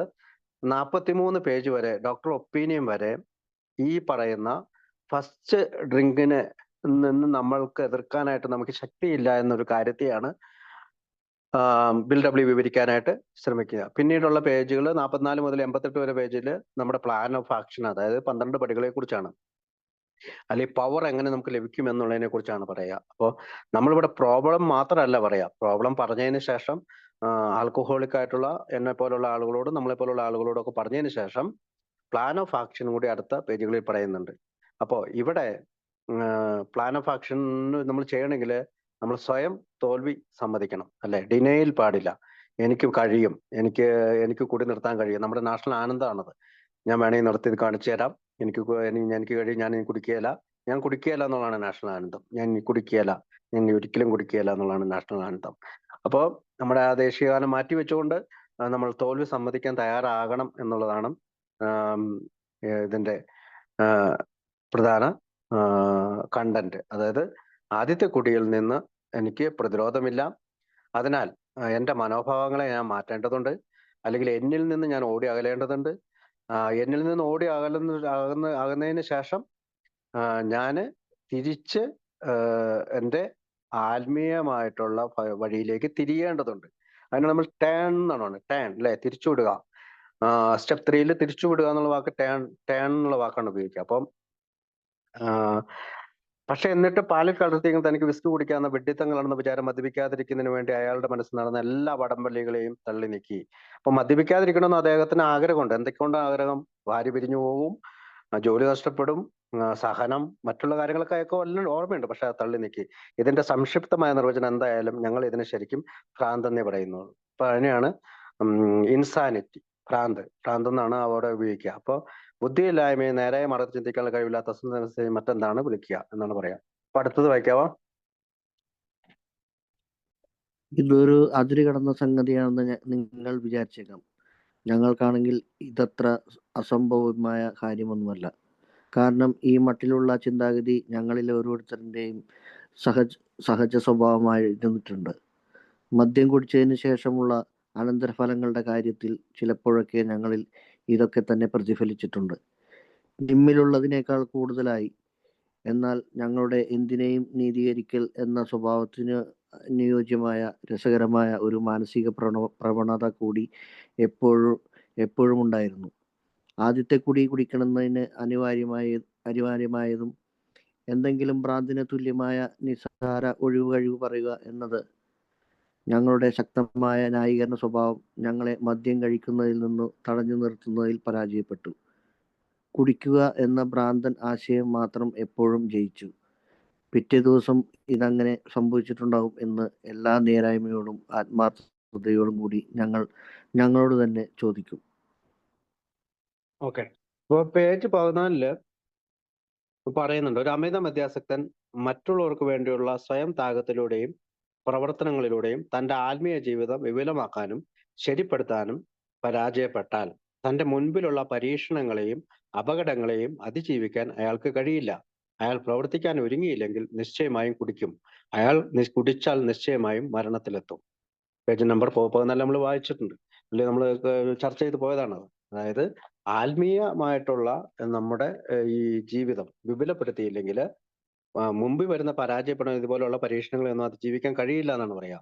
അപ്പം അടുത്തത് എന്നതാണ് പേജ് നമ്പർ 24 ഇന്നും അവ്യക്തമായ കാരണങ്ങളാൽ ഒരു മദ്യപാനാസക്തന് മദ്യത്തിന്റെ കാര്യത്തിൽ കുടിക്കുക എന്നതൊഴിച്ച് മറ്റൊന്നും ചെയ്യാനാവില്ല. ഇച്ഛാശക്തി എന്ന് പറഞ്ഞത് ഇല്ലാതാകുന്നു. ഒരാഴ്ചയോ ഒരു മാസത്തിലധികമോ ഉണ്ടായ അപമാനത്തിന്റെയും കഷ്ടതയുടെ ഓർമ്മ ഞങ്ങളുടെ ബോധ മനസ്സിലേക്ക് അർഹിക്കുന്ന ഗൗരവത്തോടെ കൊണ്ടുവരാൻ ഞങ്ങൾ പലപ്പോഴും അശക്തരാണ്. ആദ്യത്തെ കുടിയുടെ നിന്നുള്ള ചെറുത്ത് നിൽക്കാൻ ഞങ്ങൾക്ക് കെൽപ്പില്ല. അപ്പോൾ ഈ ഇത്തരം കാര്യങ്ങൾ പറഞ്ഞതിന് ശേഷം ഒരു ഉദാഹരണത്തിലേക്ക് നമ്മൾ നയിക്കുകയാണ്. അപ്പോൾ അതായത് ആദ്യത്തെ കുടി നമ്മൾ തിരികൊളുത്തുമ്പോൾ ആദ്യത്തെ കുടി രണ്ടാമത്തെ കുടിയിലേക്ക് പോവും. അപ്പോൾ നമ്മൾ ഈ കാണിച്ച അർത്ഥശൂന്യമായിട്ടുള്ള കാര്യങ്ങൾ അത് ശാരീരികം എന്നതിലൂടെ മാനസികമായിട്ടുമാണ്. അതായത് ക്രേവിംഗിലേക്ക് മെന്റൽ ഒബ്സഷനിലൂടെയാണ് നമുക്ക് ശാരീരിക അവസ്ഥയിലേക്ക് നമ്മൾ എത്തുന്നത് അല്ലെ. ഒരു ആൾ കുടിക്കാൻ തുടങ്ങുന്നത് മാനസിക അവസ്ഥയിലാണ്, അയാൾ ചിന്തിക്കുമ്പോഴാണ്. അതിനുശേഷമാണ് നമ്മൾ ശരീരത്തിന്റെ അവസ്ഥയിലേക്ക് എത്തുന്നത്, ബോഡിയുടെ അലർജിയിലേക്ക് എത്തുന്നത്. കുടിക്കാതിരിക്കുന്നത് വരെ അദ്ദേഹത്തിന് പ്രശ്നമില്ല. മെന്റൽ ഒബ്സഷൻ എല്ലാവർക്കും വരാം. പക്ഷെ കുടിച്ചു കഴിഞ്ഞാല് അദ്ദേഹം ആ സ്പ്രീ എന്ന് പറയുന്ന ആ ഒരു വലിയ വലയത്തിലേക്ക് പെട്ടുപോകും. അപ്പൊ മെന്റൽ ഒബ്സഷനൊക്കെ പലപ്പോഴും നിസ്സാരമായിട്ട് ഒഴിവൊഴിവുകളാണ്. ഇപ്പൊ പാലില് ബ്രാൻഡി ഒഴിച്ച് കഴിക്കാം, അല്ലെങ്കിൽ വിസ്കി ഒഴിച്ച് കഴിക്കാം എന്നുള്ള ആ നിസ്സാരമായ ഒരു ഒഴിവുകൾ വന്നതാണ് അദ്ദേഹത്തിന്റെ പ്രശ്നമായിട്ട് മാറിയത്. അപ്പോ ഈ ആങ്കർ, കോപം, രോഷം, അല്ലെങ്കിൽ വറി, ആകുലത, അങ്ങനത്തെ ഉള്ള കാര്യങ്ങളൊക്കെ വരുമ്പോൾ നമ്മൾ ഇത്തരം കാര്യങ്ങളിലൊക്കെ പോകാറുണ്ടെന്ന് അടുത്ത പാരഗ്രാഫിൽ നമ്മൾ വായിക്കുന്നുണ്ട്. അപ്പോൾ ഇവിടെ വായിക്കുന്നത് ഇത് അതിര് കടന്നത് നിങ്ങൾ വിചാരിക്കാം, ഞങ്ങൾക്കാണ് ഇത് അത്ര അസംഭവമായ കാര്യങ്ങളൊന്നല്ല. അപ്പൊ ഉദാഹരണങ്ങൾ പറഞ്ഞുകൊണ്ടാണ് ഇത് നമ്മൾ പറയുന്നത്. മദ്യം കുടിച്ചതിന് ശേഷം അനന്തരഫലങ്ങളുടെ കാര്യത്തിൽ ചിലപ്പോഴൊക്കെ ഞങ്ങളിൽ ഇതൊക്കെ തന്നെ ഫലിപ്പിച്ചിട്ടുണ്ട്. ജിമ്മിലുള്ളതിനേക്കാൾ കൂടുതലായി തന്നെ നമുക്ക് പലപ്പോഴും പല കാര്യങ്ങളും സംഭവിച്ചിട്ടുണ്ട്. മദ്യം കഴിച്ചതിന് ശേഷം ഉണ്ടായ പോലീസ് കേസ് ഉണ്ടായിട്ടുണ്ട്, ഭാര്യ പിരിഞ്ഞു പോയിട്ടുണ്ട്, ഭാര്യ വഴക്കിട്ട് പോയിട്ടുണ്ട്, മക്കള് മിണ്ടാതിരുന്നിട്ടുണ്ട്. അങ്ങനെ നമുക്ക് വേണമെങ്കിൽ പട്ടിക എന്തോരം വേണമെങ്കിലും നീട്ടാം. അപ്പോ എന്നാൽ ഞങ്ങളുടെ എന്തിനേയും നീതിയിരിക്കുക എന്ന സ്വഭാവത്തിനനുസരിച്ച് രസകരമായ മാനസിക പ്രവണത കൂടി ഇതിപ്പോഴും ഉണ്ടായിരുന്നു. ആദ്യത്തെ കുടി കുടിക്കുന്നതിന് അനിവാര്യമായും എന്തെങ്കിലും ഭ്രാന്തിന് തുല്യമായ നിസ്സാര ഒഴിവെ പറയുന്നത് ഞങ്ങളുടെ ശക്തമായ ന്യായീകരണ സ്വഭാവം ഞങ്ങളെ മദ്യം കഴിക്കുക എന്ന് തടഞ്ഞു നിർത്താൻ പറഞ്ഞില്ല. അപ്പൊ എക്സ്ക്യൂസസ്, ആദ്യത്തെ കുടിക്ക് വേണ്ടിയിട്ട് എന്ത് എക്സ്ക്യൂസസ് നമ്മൾ പറയും. അപ്പം കോൺസിക്വൻസസ് നമുക്ക് വിഷയമല്ല, അനന്തരഫലങ്ങൾ നമുക്ക് വിഷയമല്ല. അത് ചിലപ്പോൾ ഉഗ്രഭീതി ഉള്ളതായിരിക്കും, ഉഗ്രനായിരിക്കും, അതൊന്നും നമുക്ക് വിഷയമല്ല. പക്ഷെ കുടിയെ തുടർന്ന് വരുന്ന സംഭവത്തെക്കാളും കുടിയിലേക്ക് നയിക്കുക എന്നുള്ള മെന്റൽ ഒബ്സഷനിലേക്കാണ് നമ്മൾ പോവുക. അപ്പൊ അടുത്ത് വായിക്കാവോ? നമ്മുടെ പെരുമാറ്റങ്ങൾ അത്രയ്ക്ക് ഹീനവും എന്തെങ്കിലും ഒരു പ്രത്യേക കാര്യത്തിൽ ഹരം ബാധിച്ചവന്റെ പോലെ ദുർഗ്രാഹ്യവുമാണ്. ഉദാഹരണത്തിന് വാഹന നിബിഡമായ ഒരു തിരക്കിട്ട റോഡിലൂടെ കണ്ണും പൂട്ടി തന്നിഷ്ടത്തോടെ റോഡ് കുറുകെ കടക്കുന്നത് നിത്യതൊഴിലാക്കിയ ഒരാളുടെ കാര്യം നോക്കൂ. അനന്തരമായി ചീറിപ്പായുന്ന വാഹനങ്ങളുടെ മുന്നിലേക്ക് എടുത്തു ചാടുന്നത് അയാളൊരു രസമാക്കിയിരിക്കുന്നു. സ്നേഹസമ്പൂർണമായ മുന്നറിയിപ്പുകളെല്ലാം തൃണവൽക്കരിച്ചുകൊണ്ട് കുറെ നാൾ അയാൾ ഈ പണി ആസ്വദിക്കുന്നു. ഈ ഘട്ടം വരെ അയാൾ ഒരു തമാശക്കാരനാണെന്ന് എന്ന മട്ടിൽ നിങ്ങളും അയാളെ മുദ്രകുത്തുന്നു. ഭാഗ്യം അയാളെ വിട്ടൊഴിയുകയും തുടരെ അയാൾക്ക് പരിക്കേൽക്കുകയും ചെയ്യുന്നു. സാമാന്യ ബുദ്ധിയുണ്ടെങ്കിൽ അയാൾ ഈ പണി നിർത്തുമെന്ന് നിങ്ങൾ വിശ്വസിക്കുന്നു. വീണ്ടും അയാൾ ഒരു അപകടത്തിൽപ്പെടുകയും അയാളുടെ തലയൊട്ടിക്ക് പരിക്കേൽക്കുകയും ചെയ്യുന്നു. അതിൻ്റെ ചികിത്സ കഴിഞ്ഞ് ആശുപത്രിയിൽ നിന്ന് പുറത്തിറങ്ങിയ പാടെ വളരെ സ്പീഡിൽ വന്ന ഒരു വാഹനം തട്ടി അയാളുടെ കൈകൾ ഒടിയുന്നു. ചീറിപ്പായുന്ന വാഹനങ്ങൾക്കിടയിലൂടെ തൻ്റെ ഭ്രാന്തമായ കുറുകെച്ചാടൽ താൻ എന്നേക്കുമായി അവസാനിപ്പിച്ചിരിക്കുകയാണെന്ന് അയാൾ സത്യം ചെയ്യുന്നു. എന്നാൽ ഏതാനും ദിവസങ്ങൾക്കകം അയാളുടെ കാലുകൾ ഒടിഞ്ഞ് ആശുപത്രിയിലെത്തുന്നു. ഓക്കെ. അപ്പം മറ്റു ചില അവസരങ്ങൾ ശരീരത്തിന് പിരിമുറുക്കം കൊണ്ടോ ദേഷ്യം കൊണ്ടോ, അതായത് നെർവസ്നെസ് എന്നാണ് പിരിമുറുക്കം എന്ന് പറയുന്നത് അല്ലെ. ഭയങ്കര മനസ്സിനൊരു സങ്കോചം ഉണ്ടാകുക, പരിഭ്രമം ഉണ്ടാകുക, അമ്മരെ നമ്മൾ കുടിക്കും. പിന്നെ എന്നതാ, ദേഷ്യം കൊണ്ട് ആങ്കർ വരുമ്പോ കോപിക്കുക, രോഷം വരുമ്പോ കുടിക്കും. അടുത്തത് എന്നതാ, വ്യസനം കൊണ്ട് വറി എന്ന് വെച്ചാല് ഒരു ആദി വരുന്നു, ഒരു ആകുലത വരുന്നു, എന്തെങ്കിലും ഒരു കാര്യം കേൾക്കുമ്പോൾ വേവലാതി വരുന്നു, എന്തെങ്കിലും ഒന്ന് സംഭവിക്കുമ്പോൾ ഭയങ്കരമായിട്ട് മനസ്സിന് ക്ലേശം സംഭവിക്കുന്നു. പിന്നെ അടുത്തത് ഒരു വാക്കും കൂടി ഉണ്ട്, ദേഷ്യം കൊണ്ട്, വ്യസനം കൊണ്ടോ, അതുപോലെ മറ്റു കാരണങ്ങൾ കൊണ്ടോ. അപ്പൊ ഇതിനകത്ത് ഡിപ്രഷനും കൂടി പറയുന്നുണ്ട്. ഡിപ്രഷൻ എന്നാണ് ഇംഗ്ലീഷ് ബുക്കിൽ പറയുന്നത്. വിഷാദം അല്ലെങ്കിൽ മനസ്സിന്റെ തളർച്ച, അല്ലെങ്കിൽ വേവലാതി, വിഷാദം, മനസ്സിന്റെ തളർച്ച, ഇതാണ്. പിന്നെ ജലസിയും കൂടി പറയുന്നുണ്ട്. നമ്മുടെ ഇതിനകത്ത് മലയാളം ബുക്കിൽ ജലസി വന്നിട്ടില്ല. ഓക്കെ. അസൂയ, കുശുമ്പ്, അതാണ് ജലസിയുടെ അർത്ഥം. അപ്പൊ ഇത്തരം കാര്യങ്ങളൊക്കെ വരുമ്പോൾ നമ്മൾ കുടിക്കാറുണ്ട്. അപ്പൊ പക്ഷെ അങ്ങനെയുള്ള കുടിയുടെ തുടക്കത്തിൽ കാര്യപ്പെടും പിന്നീട് ഉണ്ടായ സംഭവവാസങ്ങളുടെ വെളിച്ചത്തിൽ കുടിക്കുവാൻ വേണ്ടി എന്തെങ്കിലും ഒഴിവുകൾ പറയുക എന്നത് തനി വട്ടന്മാരുടെ സ്വഭാവമാണെന്ന് ഞങ്ങൾ സംബന്ധിച്ച നിർബന്ധത്തിലാണ്. അതായത് നമുക്ക് പിന്നീടുണ്ടായ പല പ്രശ്നങ്ങളും, അതായത് ഇത്തരം നെർവസ്നെസ് വരുമ്പോഴോ, കോപം വരുമ്പോഴോ, ആദി വരുമ്പോഴോ, വ്യാധി വരുമ്പോഴോ ഒക്കെ, അല്ലെങ്കിൽ അസൂയ വരുമ്പോഴോ, കുശുമ്പ് വരുമ്പോഴോ ഒക്കെ നമ്മൾ വീണ്ടും കുടിക്കുമ്പോൾ പിന്നീട് അനന്തര ഫലങ്ങൾ വളരെ കട്ടി കൂടിയതാണ്. അവിടെയൊന്നും നമ്മൾ എക്സ്ക്യൂസസ് പറയുക എന്നത് തനി വട്ടന്മാരുടെ, അതായത് ഇൻസാനിറ്റി ബാധിച്ച ഭ്രാന്ത് ബാധിച്ച ഒരാളുടെ സ്വഭാവമാണെന്നാണ് ബുക്ക് പറയുന്നത്. അപ്പൊ വെറുതെ ഒരു രസത്തിന് വേണ്ടിയല്ല മനഃപൂർവ്വം ഞങ്ങൾ കുടിക്കാൻ ആരംഭിച്ചു. അങ്ങനെ കുടിക്കുന്നതിന്റെ അനന്തരഫലം എന്തായിരിക്കും എന്നതിനെ കുറിച്ച് ഫലപ്രദവും ഗൗരവപൂർവ്വ യാതൊരുവിധ മുൻധാരണയും ഞങ്ങൾക്കുണ്ടായിരുന്നില്ലെന്ന് എപ്പോഴും ഞങ്ങൾക്ക് കാണാൻ കഴിഞ്ഞിരുന്നത്. അതായത് നമ്മളുടെ ഓരോ കുടിക്ക് ശേഷം ഉണ്ടാകുന്ന റെഡിക്കുലസ് ആയിട്ടുള്ള അല്ലെങ്കിൽ ആ കോൺസിക്വൻസസിന് വളരെ ഉഗ്രനായ അനന്തരഫലങ്ങളാണ് പലപ്പോഴും എനിക്കൊക്കെ ഉണ്ടായിട്ടുള്ളത്. അവിടെ ചിന്തിക്കാതെ തന്നെ ആ ഒരു മുൻധാരണയെ കുറിച്ച് ചിന്തിക്കാതെ തന്നെ കുടിക്കാൻ പോകുന്നു. അപ്പൊ ഫസ്റ്റ് ഡ്രിങ്കിലേക്ക് ഞാൻ നയിക്കുന്ന മെന്റൽ ഒബ്സഷൻ ഉണ്ടാകുന്ന കാര്യങ്ങളെ കുറിച്ചാണ് അവിടെ ചർച്ച ചെയ്യാം. അപ്പൊ അത് വ്യക്തമാണ്, നമുക്ക് എല്ലാവർക്കും അറിയാവുന്നതാണ്. ട്രിവിയൽ എക്സ്ക്യൂസസ് എന്നാണ് പറയുന്നത്, അതായത് നിസ്സാരമായ ഒഴിവ് കഴിവുകൾ എന്നാണ് ബിഗ് ബുക്കിന്റെ മലയാളത്തില് പറയാ. ട്രിവിയൽ എക്സ്ക്യൂസസ് എന്തും നമുക്ക് പറയാം. എനിക്ക് അങ്ങനെ ഉണ്ടായി, എനിക്ക് കോപം വന്നു, എനിക്ക് ദേഷ്യം വന്നു, എനിക്ക് ആകുലത വന്നു, എനിക്ക് വ്യാകുലത വന്നു, എനിക്ക് അങ്ങനെ ഉണ്ടായി, ഇങ്ങനെ എന്നൊക്കെ നമുക്ക് ഒരുപാട് ന്യായീകരണങ്ങൾ പറയാൻ കഴിയും. അപ്പോൾ ഈ ന്യായീകരണങ്ങളൊന്നും അമിത മദ്യാസക്തിനെ സംബന്ധിച്ചിടത്തോളം അനന്തര ഫലങ്ങൾ സെയിം തന്നെയായിരിക്കും എന്നാണ് പറയാ.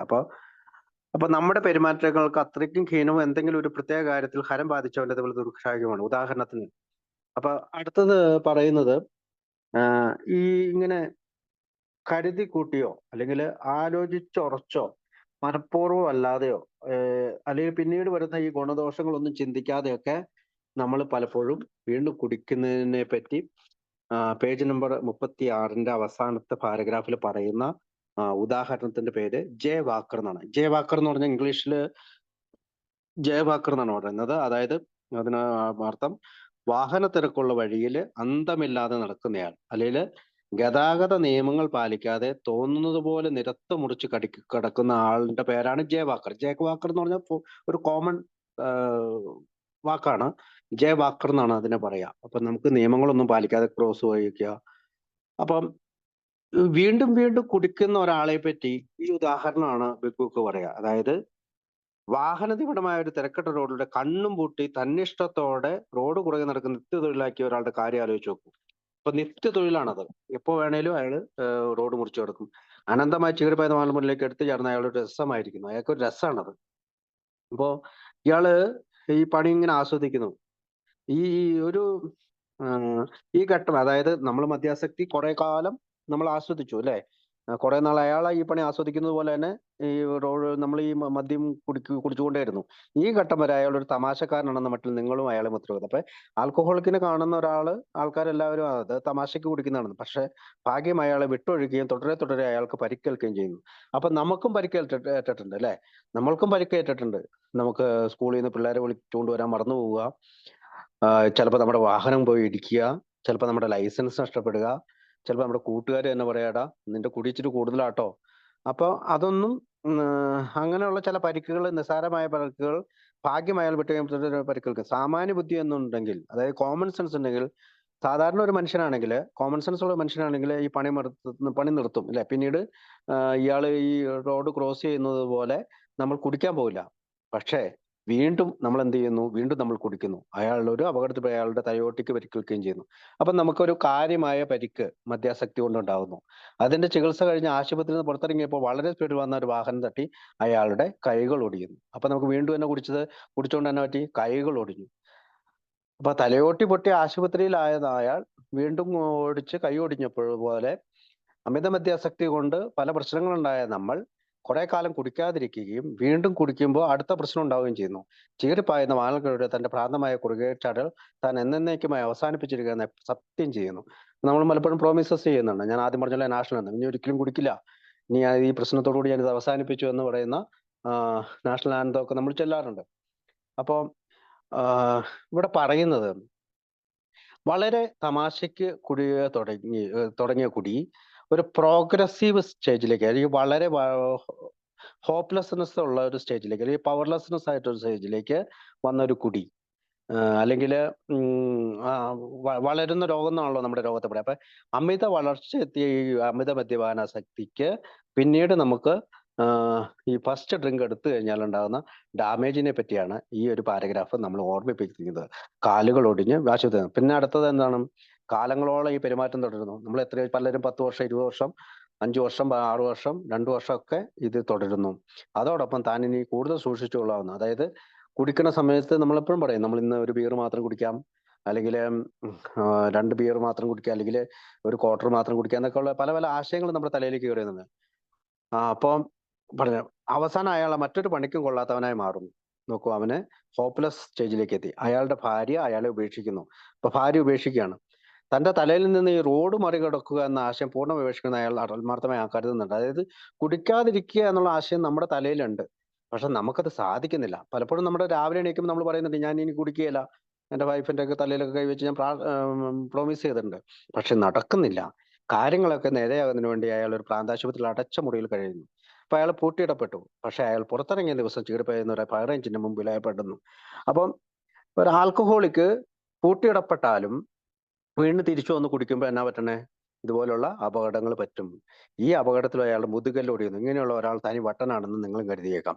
അപ്പൊ ഒരു ആൽക്കഹോളിക്കിന്റെ ഇൻസാനിറ്റിയെ പറ്റി, ഭ്രാന്തമായ ഒരു അവസ്ഥയെ പറ്റിയാണ് പറയാ. അതായത് മദ്യം എന്നുള്ള ഒഴിയബാധ മനസ്സിൽ നിന്ന് വിട്ടുപോകാതിരിക്കുന്ന ഒരു വിചാരമായി, അല്ലെങ്കിൽ വളരെയധികം ആകർഷിക്കപ്പെടുന്ന അല്ലെങ്കിൽ ഒരു അമിതമായി ഇഷ്ടമുള്ള ഒരു വസ്തുവായി, അല്ലെങ്കിൽ മദ്യത്തെ മാറ്റി മാത്രം ചിന്തിക്കുന്ന ഒരു അവസ്ഥയിലേക്ക്, അല്ലെങ്കിൽ അതിനെപ്പറ്റി മാത്രം ആലോചിച്ചിരിക്കുന്ന ഒരു അവസ്ഥയിലേക്ക്, ഒരു മാനസികമായിട്ടുള്ള ഒരവസ്ഥ, അല്ലെങ്കിൽ ആ അവസ്ഥയിലേക്ക് ആൽക്കഹോളിക്ക് എത്തിച്ചേരുന്നു. അതൊരു അസാമാന്യമായ അവസ്ഥയാണ്. അല്ലെങ്കിൽ അപൂർവമായിട്ട്, അല്ലെങ്കിൽ മറ്റു നോൺ ആൽക്കഹോളിക് ആയിട്ട് ഉള്ള ആളുകളിലേക്ക് കണ്ട് വരാത്തൊരവസ്ഥയാണ്.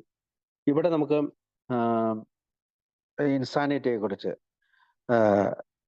പ്രത്യേകിച്ച് ഈ മോർ അബൌട്ട് ആൽക്കഹോളിസം എന്ന് പറയുന്നത് ഈ ഇൻസാനിറ്റിയെ കുറിച്ച് വിവരിക്കാനാണ്. അതായത് ആദ്യത്തെ കുടിയിൽ നിന്ന് ആൽക്കഹോളിക്കിന് രക്ഷപ്പെടാനുള്ള പവർ ഇല്ലെന്നും, അവന്റെ മാനസിക മെന്റൽ ഒബ്സഷൻ എപ്പോഴും അവന്റെ കൂടെ ഉണ്ടാകുമെന്നും അവന് മനസ്സിലാക്കുന്നതിലേക്കൊക്കെയാണ് ഈ കഥ പറയുന്നത്. പ്രത്യേകിച്ച് നമുക്കറിയാം, പേജ് നമ്പർ 33 അവർ ചോദിക്കുന്നുണ്ട്, ഞങ്ങളുടെ പോലെയുള്ളവരാണോ അല്ലയോ എന്ന് തീരുമാനിക്കാൻ ഞങ്ങൾക്ക് എങ്ങനെയാണ് ഞങ്ങളുടെ വായനക്കാരെ സഹായിക്കാൻ സാധിക്കുക? ഈ ഇത്തരം മാനസിക അവസ്ഥകളിലേക്കുള്ള, അല്ലെങ്കിൽ കുടി എങ്ങനെയാണ് നയിക്കുന്നത്, എങ്ങനെയാണ് ജിമ്മിനും ജയവാക്കറിനും റിലാപ്സും സ്ലിപ്പും എങ്ങനെയാണ് ഉണ്ടായത്? അല്ലെങ്കിൽ അടുത്തത് ഒരു കഥയും കൂടെ ഉണ്ട്, ഫ്രെഡ് എന്ന് പറയുന്നത്. അയാൾക്ക് ഈ ബുദ്ധിശൂന്യമായിട്ടുള്ള, അല്ലെങ്കിൽ വളരെ അബദ്ധം, അല്ലെങ്കിൽ സാധാരണ ഒരു മനുഷ്യൻ ചെയ്യാത്ത യുക്തിഹീനമായിട്ടുള്ള വീണ്ടും കുടി, അല്ലെങ്കിൽ ഒരു മണ്ടം പ്രവൃത്തി എന്നൊക്കെയാണ് പറയാ, മണ്ടം പ്രവൃത്തി. എങ്ങനെയാണ് അവർ വീണ്ടും കുടിക്കുക? അതായത് പൂർണ്ണമായിട്ടും തോൽവി സമ്മതിക്കാതെ, അല്ലെങ്കിൽ പൂർണ്ണമായിട്ടും എനിക്ക് ആദ്യത്തെ കുടിക്കെതിരായ ശക്തി ഇല്ല എന്ന് സമ്മതിക്കാതെ, അല്ലെങ്കിൽ അങ്ങനെ സമ്മതിച്ച ഒരാൾക്ക് മാത്രമേ രണ്ടാം പടിയിലേക്ക് എത്താൻ പറ്റുള്ളൂ. ഒന്നാം പടി ചെയ്താൽ മാത്രമേ രണ്ടാം പടിയിലേക്ക് എത്താൻ പറ്റുള്ളൂ. അപ്പോ ജയവാക്കർ കാറുകൾക്ക് മുന്നിലൂടെ, അല്ലെങ്കിൽ വണ്ടികൾക്ക് മുന്നിലൂടെ സഞ്ചരിക്കുന്നത് പോലെ മദ്യത്തിനായിട്ട് നാം ഓടിയെന്നും, മദ്യത്തിന്റെ സന്തോഷം നമുക്ക് അനുഭവിക്കാൻ സാധിച്ചില്ലെന്നും, അതിനേക്കാൾ ഉപരിയായി നമ്മൾക്ക് പരിക്ക് പറ്റി എന്നുള്ളതാണ് ഈ കഥ നമ്മളോട് പറയുന്നത്. അപ്പൊ അടുത്ത് വായിക്കാവോ? കാലങ്ങളോളം ഈ പെരുമാറ്റം തുടരുന്നു. അതോടൊപ്പം താൻ ഇനി കൂടുതൽ സൂക്ഷിച്ചുകൊള്ളാമെന്നും നടുറോട്ടിൽ നിന്ന് താൻ ഇനി മാറി നിന്ന് കൊള്ളാമെന്നും അയാൾ പറഞ്ഞുകൊണ്ടേയിരിക്കുന്നു. അവസാനം അയാൾ മറ്റൊരു പണിക്കും കൊള്ളാത്തവനായി മാറുന്നു. അയാളുടെ ഭാര്യ അയാളെ ഉപേക്ഷിക്കുന്നു. അങ്ങനെയെല്ലാം കൊണ്ടും അയാൾ പരിഹാസ്യനായി മാറുന്നു. തൻ്റെ തലയിൽ നിന്ന് ഈ റോഡ് മറികടക്കുക എന്ന ആശയം പൂർണ്ണമായി ഉപേക്ഷിക്കണമെന്ന് അയാൾ ആത്മാർത്ഥമായി കരുതുന്നുണ്ട്. പക്ഷേ നടക്കുന്നില്ല. കാര്യങ്ങളൊക്കെ നേരെയാകുന്നതിന് വേണ്ടി അയാൾ ഒരു ഭ്രാന്താശുപത്രിയിൽ അടച്ച മുറിയിൽ കഴിയുന്നു. പക്ഷേ അയാൾ പുറത്തിറങ്ങുന്ന ദിവസം ചീറി വരുന്ന ഒരു ഫയർ എഞ്ചിന്റെ മുമ്പിൽ അയാൾ പെടുന്നു. ഈ അപകടത്തിൽ വെച്ച് അയാളുടെ മുതുകല്ലൊടിയുന്നു. ഇങ്ങനെയുള്ള ഒരാൾ തനി വട്ടനാണെന്ന് നിങ്ങൾ കരുതിയേക്കാം. ഞങ്ങൾ മുകളിൽ കാണിച്ച ഉദാഹരണം വേണ്ടതിലധികം പരിഹാസ്യമായപ്പോയെന്ന് നിങ്ങൾക്ക് തോന്നിയേക്കാം. പക്ഷേ ശരിക്കും അങ്ങനെയാണോ? പക്ഷേ ഇത്തരം ആളുകളുമായി അടുത്തിടപഴകിയിട്ടുള്ള ഞങ്ങൾക്ക് നേരത്തെ പറഞ്ഞ റോഡ് മുറിച്ച് കിടക്കുന്നവനെ പോലെയാണ് ഒരമിത മദ്യപാന രോഗിയും സ്ഥിതി എന്ന് തുറന്നു സമ്മതിക്കേണ്ടി വരും. നേരത്തെ കാണിച്ച ഉദാഹരണം അമിത മദ്യപാന രോഗികളായ ഞങ്ങൾക്ക് അത്രമേൽ അനുയോജ്യമാണ്. മറ്റെന്തൊക്കെ ബുദ്ധിപരമായ ഔന്നത്യമുണ്ടെങ്കിലും ശരി, മദ്യവുമായി ഇടപഴകുമ്പോൾ ഒരമിത മദ്യപാന രോഗി ഭ്രാന്തനെ പോലെയാണ്. ഇതിത്തിരി കടുത്ത ഭാഷയാണെന്നറിയാം, പക്ഷേ അതല്ലേ സത്യം. നിങ്ങളിൽ ചിലർ കരുതിയേക്കാം, ശരി, നിങ്ങൾ പറയുന്നതെല്ലാം സത്യമാണ്, പക്ഷേ അവ പൂർണ്ണമായും ഞങ്ങളുടെ കാര്യത്തിൽ യോജിക്കുന്നവയല്ല. നേരത്തെ പറഞ്ഞതുപോലുള്ള ചില ലക്ഷണങ്ങളൊക്കെ ഞങ്ങളിലുണ്ടെന്ന് ഞങ്ങൾ സമ്മതിക്കുന്നു. പക്ഷേ നിങ്ങളൊക്കെ ചെന്നെത്തിപ്പെട്ടിട്ടുള്ള അങ്ങേയറ്റത്തെ സ്ഥിതിയിലൊന്നും ഞങ്ങൾ എത്തിയിട്ടില്ല, ഇനിയൊട്ട് എത്താനും പോകുന്നില്ല. കാരണം അങ്ങനെയൊന്നും ഇനി ജീവിതത്തിൽ സംഭവിച്ചുകൂടെന്ന് നിങ്ങൾ പറഞ്ഞു തന്നിട്ടുള്ള കാര്യങ്ങളുടെ വെളിച്ചത്തിൽ മനസ്സിലാക്കിയിട്ടുണ്ട്. കുടിമൂലം ജീവിതത്തിലുള്ളതെല്ലാം തന്നെ ഞങ്ങൾക്ക് നഷ്ടപ്പെട്ടിട്ടില്ല, അതിനൊട്ട് ആഗ്രഹവുമില്ല. നിങ്ങൾ നൽകിയ വിവരങ്ങൾക്ക് നന്ദി. ഓക്കെ. ഇപ്പോ കുറെ കാലം ജയവാക്കർ നന്നായിട്ടൊക്കെ പെരുമാറുന്നുണ്ട്. അദ്ദേഹത്തിന് കുറെ കാലത്തേക്ക് അപകടമൊന്നും ഉണ്ടായിട്ടില്ല. ചെറിയ ചില്ലറ പരിക്കുകൾ ഉണ്ടാക്കിയത് കൊണ്ടുണ്ടായ ഒരു പിൻവലിയിലാണത്. പക്ഷേ മദ്യം നമുക്കുണ്ടാക്കിയത് അതുപോലെ തന്നെ. കുറച്ച് കാലമൊക്കെ നമ്മൾ മാറി നിൽക്കാറുണ്ട്. 1 മാസം, 2 മാസം, 6 മാസം, 1 വർഷമൊക്കെ. പക്ഷെ നമ്മൾ ജയവാക്കറെ പോലെയായി. നമ്മള് ചില സമയങ്ങളിൽ ഭാഗ്യം നമ്മൾ തുണയ്ക്കാതെ വീണ്ടും നമ്മൾ കുടിക്കാൻ പോയി. അപ്പൊ അനന്തരഫലങ്ങൾ അനുഭവിക്കാൻ തുടങ്ങി. ഇപ്പൊ എന്തെങ്കിലും ഒരു പ്രശ്നം ഉണ്ടാകുമ്പോൾ പെട്ടെന്ന് മദ്യപാനം നിർത്തും. ഒരു ചെറിയൊരു ഗ്യാപ്പ് നമ്മളെടുക്കും. പക്ഷെ കുറച്ച് കഴിയുമ്പോഴത്തേക്കും അവസാനം നമുക്കുണ്ടായ അനന്തരഫലം, അല്ലെങ്കിൽ അപമാനം, അല്ലെങ്കിൽ അപകടം, ലൈസൻസ് നഷ്ടപ്പെടൽ, ഭാര്യ പിരിഞ്ഞു പോകൽ, കാലൊടിയൽ, അതൊക്കെ നമ്മൾ മറന്നുപോകും. തലയോട്ടി പൊട്ടൽ, ഇതൊക്കെ നമ്മൾ മറന്നുപോകും. ഇപ്പൊ ഈ ജയവാക്കർ അങ്ങനെയാണ്. അവന്റെ കാലൊടിഞ്ഞു, കൈ ഒടിഞ്ഞു, തലയോട്ടി തകർന്നു, മുതുകല്ല് തകർന്നു, എന്നിട്ടും അവൻ വീണ്ടും കുടി തുടർന്നു. അപ്പോ ഈ ജയവാക്കർ നിർത്തിക്കൊണ്ട് ബുക്ക് നമുക്ക് തരുന്ന ഒരു കാഴ്ചപ്പാടാണ്. നമ്മൾ എന്തുകൊണ്ടാണ് വീണ്ടും കുടിക്കുന്നത്? അതായത് നമുക്ക് ഈ റിപ്പീറ്റഡ് ആയിട്ടുള്ള ഈ ബിഹേവിയർ എന്തുകൊണ്ടാണ് നമ്മളുടെ ജീവിതത്തിൽ, ഈ സ്വഭാവം നമുക്ക് എന്തുകൊണ്ടാണ് വരുന്നത്? ജയവാക്കറെ പോലെ നമ്മൾ എന്തുകൊണ്ടാണ് വർഷങ്ങളും മാസങ്ങളുമായിട്ട് കുടി തുടരുന്നത്? ജോലി നഷ്ടപ്പെടുകയും കുടുംബം നഷ്ടപ്പെടുകയും ചെയ്തിട്ട് പോലും നമ്മൾ കുടി നിർത്താൻ തയ്യാറാകാത്തത് എന്തുകൊണ്ടാണ്? നമ്മൾ കുടിയുടെ അനന്തരഫലങ്ങളെല്ലാം അനുഭവിച്ചിട്ടും നമുക്ക് കുടി നിർത്താൻ കഴിയാത്തത് എന്തുകൊണ്ടാണ്? ഇതാണ് ജയവാക്കറുടെ കഥയിൽ നിന്ന് നമ്മൾ മനസ്സിലാക്കേണ്ടത്. റിഹാബിൽ പൂട്ടിയിടപ്പെട്ടിട്ട് പോലും വീണ്ടും തിരിച്ചു വന്നിട്ട് നമ്മൾ എന്താണ് കുടിക്കാൻ പോയത്? അപ്പോ ഒരു ആൽക്കഹോളിക്കിന്റെ ജീവിതമായിട്ട് ജേക്കബ് വാക്കറിന്റെ ജീവിതത്തെ നമുക്ക് മനസ്സിലാക്കാം, കമ്പയർ ചെയ്യാൻ പറ്റും. അതായത് അടിസ്ഥാനപരമായിട്ടുള്ള കുറെ അറിവുകൾ, അല്ലെങ്കിൽ സെറ്റ് നോളജിന്റെ അടിസ്ഥാനത്തിലാണ് അദ്ദേഹം കുടി നിർത്താൻ ശ്രമിച്ചത്.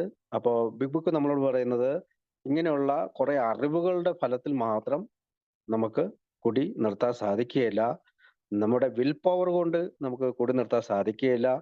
അല്ലെങ്കിൽ മറ്റേതെങ്കിലും മനുഷ്യ ശക്തിയുടെ സഹായത്താൽ നമുക്ക് കുടി നിർത്താൻ സാധിക്കില്ല. കാരണം എപ്പോഴാണോ നമ്മൾ ആദ്യത്തെ കുടി കുടിച്ചാൽ നമ്മൾ വീണ്ടും കുടിക്കാനായിട്ടുള്ള സാധ്യതയുണ്ട്. അതുകൊണ്ടാണ് നമ്മൾ പറയുന്നത് കാലങ്ങളോളം ഈ പെരുമാറ്റം തുടരുന്നു എന്ന് പറയുന്നതും, മറ്റൊരു പണിക്കും കൊള്ളാത്തവനാണെന്ന് പറയുന്നു. അതിനുശേഷം ഞങ്ങൾ മുറിച്ചു കടന്നു വേണ്ടതിൽ പരിഹാര സമയത്ത് തോന്നിയേക്കാം. റോഡ് മുറിച്ചു കടന്നവനെ പോലെ ഒരു അമിത മദ്യപാന ഒരു സ്ഥിതി ഇത് തുറന്നു സമ്മതിക്കേണ്ടി വരും. അപ്പൊ അവനെ പോലെ തന്നെയാണ് നമ്മുടെ സ്വഭാവവും. അപ്പോൾ മദ്യപാന രോഗി ഭ്രാന്തനെ പോലെയാണ്. നമുക്ക് പലപ്പോഴും നമുക്ക് സമ്മതിച്ചു കൊടുക്കാൻ പറ്റില്ല. പക്ഷെ എന്നെ സംബന്ധിച്ചിടത്തോളം ഞാനൊരു ഭ്രാന്തനായിരുന്നു എന്ന് സമ്മതിക്കുന്നതിൽ മടി കാണിക്കുന്നില്ല. കാരണം എത്രമാത്രം കുടിയാണ് നമ്മൾ കുടിച്ചത്, അത്രമാത്രം അപമാനിക്കുകയും ശരീരത്തിൽ പ്രശ്നങ്ങൾ ഉണ്ടായിട്ട് പോലും ഞാൻ കുടിച്ചു. ഡോക്ടർ എന്നോട് കുടിക്കരുതെന്ന് പറഞ്ഞിട്ട് പോലും ഞാൻ 4 വർഷം കുടി നിർത്തിയതിനു ശേഷം ഈ ജയവാക്കറെ പോലെ വീണ്ടും ഞാൻ റോഡ് ക്രോസ് ചെയ്യാൻ നോക്കി. വണ്ടി ഇടിക്കുകയും പല ശാരീരിക പ്രശ്നങ്ങളുണ്ടായും കുടുംബ പ്രശ്നങ്ങളുണ്ടാവുകയും ഒക്കെ ചെയ്തു. ഇവിടെ അടുത്തത് പറയുന്നത്, ശരി, നിങ്ങൾ പറയുന്നതെല്ലാം സത്യമാണ്, പക്ഷെ അവ പൂർണ്ണമായും ഞങ്ങളുടെ കാര്യത്തിൽ യോജിക്കുന്നവയല്ല. ഇപ്പൊ എല്ലാവർക്കും ഇത് സംഭവിക്കണമെന്നില്ല. ചില ലക്ഷണങ്ങളൊക്കെ ഇതിനകത്ത് എല്ലാവർക്കും സംഭവിക്കാം. പക്ഷെ എല്ലാവർക്കും ഈ ബുക്ക് പറയുന്ന പോലെ എല്ലാം സംഭവിക്കുന്നില്ല. എനിക്ക് പറ്റിയ പോലെ മറ്റൊരാൾക്ക് എല്ലാം പറയുന്നില്ല. കാരണം അങ്ങനെയൊന്നും ഇനി ജീവിതത്തിൽ സംഭവിച്ചുകൂടുമെന്ന് നിങ്ങൾ പറഞ്ഞിട്ടുള്ള കാര്യങ്ങൾ വെളിച്ചത്തിൽ മനസ്സിലാക്കിയിട്ടുണ്ട്. കുടി മൂലം ജീവിതത്തിലുള്ളതെല്ലാം തന്നെ ഞങ്ങൾ കഷ്ടപ്പെട്ടില്ല. അതിനോട് ആഗ്രഹമില്ല നിങ്ങൾ നൽകിയ വിവരങ്ങൾക്കകത്ത്. അപ്പം എല്ലാവർക്കും ഇപ്പൊ ഈ കുടി മൂലം ജീവിതം നഷ്ടപ്പെടുവോ, ഭാര്യ പിരിഞ്ഞു പോവോ, ഒന്നും ചെയ്യേണ്ട കാര്യമില്ല. പക്ഷെ ആൽക്കഹോളിക്സ് അനോണിമസിന്റെ ഉള്ളിൽ എത്തിക്കഴിയുമ്പോൾ നമ്മുടെ റോക്ക് ബോട്ടം എവിടെയാണെന്ന് നമ്മൾ തീരുമാനിക്കണം. നമ്മൾ മുന്നോട്ട് പോയി കഴിഞ്ഞാൽ ഒരു പക്ഷേ ഈ ജയവാക്കർക്ക് സംഭവിച്ച കാര്യങ്ങളൊക്കെ നമുക്ക് സംഭവിക്കാനായിട്ടുള്ള സാധ്യതയുണ്ട്. അല്ലാതെ നമ്മൾ ഇപ്പൊ അദ്ദേഹം പറയുന്നത്, നിങ്ങൾ നൽകിയ വിവരങ്ങൾക്ക് നന്ദി, ബൈ എന്ന് പറഞ്ഞ് പോവുകയല്ല ചെയ്യേണ്ടത്. ഈ വിവരങ്ങൾ മനസ്സിലാക്കി ഇന്ന് എൻ്റെ ഭാര്യ എൻ്റെ കൂടെയുണ്ട്, നാളെ പോകാൻ സാധ്യതയുണ്ട്. ഇന്ന് എൻ്റെ വീട് എൻ്റെ കൂടെയുണ്ട്, ചിലപ്പോൾ അത് പോകാൻ സാധ്യതയുണ്ട്. മക്കൾ കൂടെയുണ്ട്, പോകാൻ സാധ്യതയുണ്ട്. കാരണം അമിത മദ്യപാനാസക്തി എന്ന് പറയുന്നത് ഒരു വളരുന്ന രോഗമാണ്. അപ്പോൾ മദ്യം സിസ്റ്റത്തിൽ പ്രവേശിച്ചു കഴിഞ്ഞാൽ, മദ്യം ശരീരത്തിൽ പ്രവേശിച്ചു കഴിഞ്ഞാൽ ക്രേവിംഗ് ആണ് പിന്നെ കൺട്രോൾ ഏറ്റെടുക്കുന്നത്, അല്ലെ? ആർത്തിയാണ് കൺട്രോൾ ഏറ്റെടുക്കുക, മദ്യമാണ് കൺട്രോൾ ഏറ്റെടുക്കുക. അപ്പോൾ അത് പറഞ്ഞുകൊണ്ട് നമുക്ക് അടുത്ത ഒരു ഉദാഹരണത്തിലേക്കാണ് നമ്മളെ കൊണ്ടുപോകാം. ഫ്രെഡിന്റെ ഒരു ഉദാഹരണം അത് വായിക്കാവോ? അമിത മദ്യപാന രോഗികളല്ലാത്ത ചിലരുടെ കാര്യത്തിൽ ഇത് സത്യമായേക്കാം. വളരെ ബുദ്ധിശൂന്യമായി അളവില്ലാത്ത തോതിൽ കഴിക്കുന്നവരാണ് അവർ. ഇപ്പോഴെങ്കിലും അവർക്ക് നിർത്താനും നിയന്ത്രിതമായ തോതിൽ കഴിക്കാനും കഴിഞ്ഞു എന്ന് വരാം. കാരണം അവരുടെ തലച്ചോറുകളും ശരീരങ്ങളും ഞങ്ങളുടേതുപോലെ കേടുപറ്റിയിട്ടുള്ളതല്ല. സ്വന്തം അറിവിന്റെ അടിസ്ഥാനത്തിൽ ഒരു തികഞ്ഞ അമിത മദ്യപാന രോഗിക്ക് മദ്യം നിർത്തുവാൻ ഒരിക്കലും കഴിഞ്ഞിരുന്നേയില്ല. ഇക്കാര്യത്തിന് ഒരു അപവാദം ഇല്ലെന്ന് തന്നെ പറയാം. ഞങ്ങൾ വീണ്ടും ശക്തിയായും പറയാൻ ആഗ്രഹിക്കുന്ന ഒരു കാര്യമാണത്. കടുത്ത അനുഭവങ്ങളിലൂടെ ഞങ്ങൾക്ക് ബോധ്യപ്പെട്ട കാര്യങ്ങൾ ഞങ്ങളുടെ അമിത മദ്യപാന രോഗികളായ വായനക്കാരിലേക്ക് സന്നിവേശിപ്പിക്കാൻ ഞങ്ങൾ ആഗ്രഹിക്കുന്നു. നമുക്ക് മറ്റൊരു ഉദാഹരണത്തിലേക്ക് കടക്കാം. ഒരു പ്രശസ്തമായ ഒരു സെക്കൻഡ്. അതായത് ഈ ബുദ്ധിശൂന്യമായ അളവില്ലാത്ത തോതിൽ കഴിക്കുന്നവരാണ് അവർ. അതായത് അമിത മദ്യപാന രോഗികളെ പറ്റിയുള്ള പലരുടെയും കാഴ്ചപ്പാടാണ് അത്. അവർക്ക് വിവരമില്ല, ബോധമില്ല, അതുകൊണ്ടാണ് അവർ.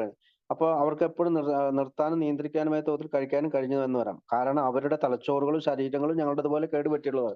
അപ്പൊ അമിത മദ്യപാന രോഗി അല്ലാത്ത, അല്ലെങ്കിൽ അങ്ങനെയുള്ള ആളുകൾ ഇപ്പോഴും ചിലപ്പോൾ എയിലേക്ക് കടന്നു വരാം. പക്ഷെ അവര് ചിന്തിക്കണെന്ന് വെച്ചാല്, ഞാൻ റിയൽ ആൽക്കഹോളിക് ആയിട്ടില്ല, എന്റെ ശരീരവും തലച്ചോറും ബ്രെയിനും ഒന്നും അങ്ങനെ പോയിട്ടില്ല എന്നാണ്. അപ്പൊ ഇത് സ്വന്തം അറിവാണ്, സെൽഫ് നോളജ് ആണ്. ഇതിന്റെ അടിസ്ഥാനത്തിൽ ഒരു അമിത മദ്യപാന രോഗിക്ക് മദ്യം നിർത്താൻ ഒരിക്കലും സാധിക്കില്ല. അപ്പോ ശരീരവും ബ്രെയിനും ഒന്നും പോയിട്ടില്ല എന്ന് പറയുന്ന ആൾക്ക് അത് സെൽഫ് നോളജിലൂടെ നിർത്താൻ കഴിയില്ല. ഈ കാര്യത്തിന് അപവാദം ഇല്ലെന്ന് തന്നെ പറയാം. വേറൊരു അപവാദം ഇല്ല ഇതിന്. ഈ ഒരു സത്യം മറച്ചു വെച്ചുകൊണ്ട് മറ്റൊരു മാർഗ്ഗം ഇല്ല, അതാണ് അവർ ഉദ്ദേശിക്കുക. അപ്പൊ ഞങ്ങൾ ശക്തിയായും വീണ്ടും ശക്തിയായും വീണ്ടും ശക്തിയായും പറയാൻ ആഗ്രഹിക്കുന്ന ഒരു കാര്യമാണിത്. അതായത് നമ്മള് ബുക്കിൽ അത് പറയുന്നത് വീണ്ടും അപ്പൊ വീണ്ടും ശക്തമായിട്ട് പറയാനുള്ള കടുത്ത അനുഭവങ്ങളിലൂടെ ഞങ്ങൾക്ക് ബോധ്യപ്പെട്ട കാര്യങ്ങൾ. അപ്പൊ അനുഭവങ്ങളിലൂടെയാണ് ഇത് എഴുതുന്നത്.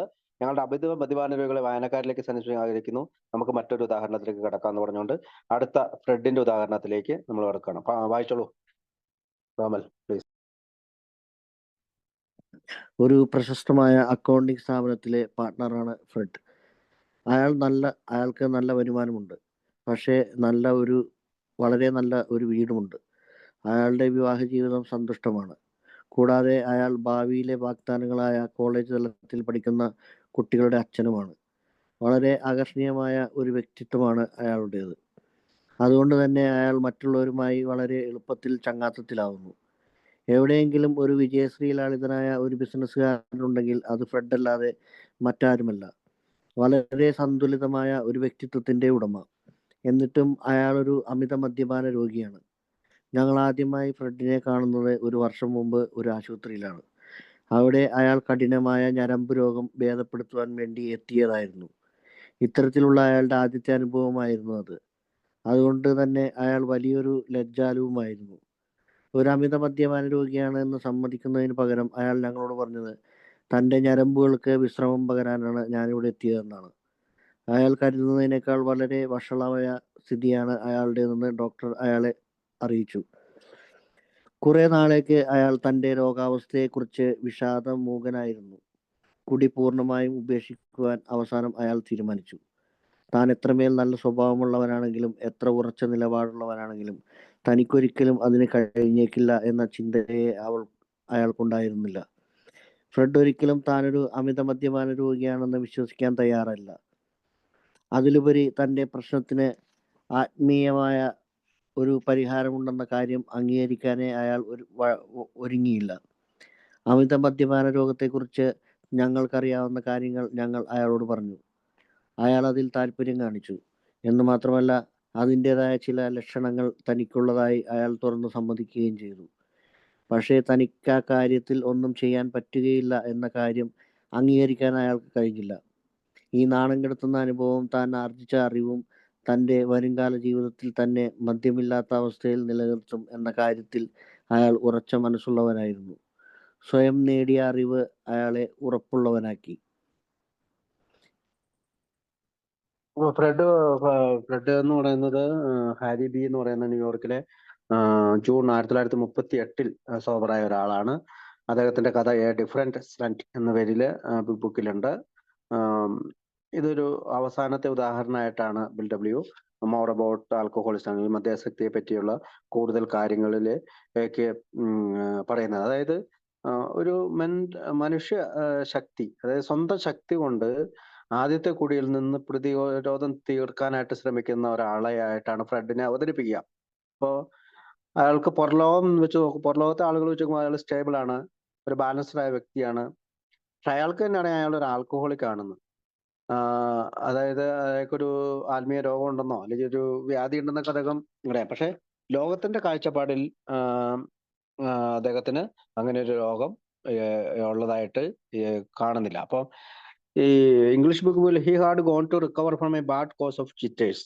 അതായത് ജിറ്റേഴ്സ് എന്ന് വെച്ചാൽ ഭയജഗതനായ പരിഭ്രമം കാട്ടുന്ന ഒരാളായിരുന്നു. അപ്പൊ ഈ ആൽക്കഹോളിക് ആണെന്ന് സമ്മതിക്കുന്നതിന് പോലും പലപ്പോഴും കുടിച്ചിരുന്നിരുന്നു.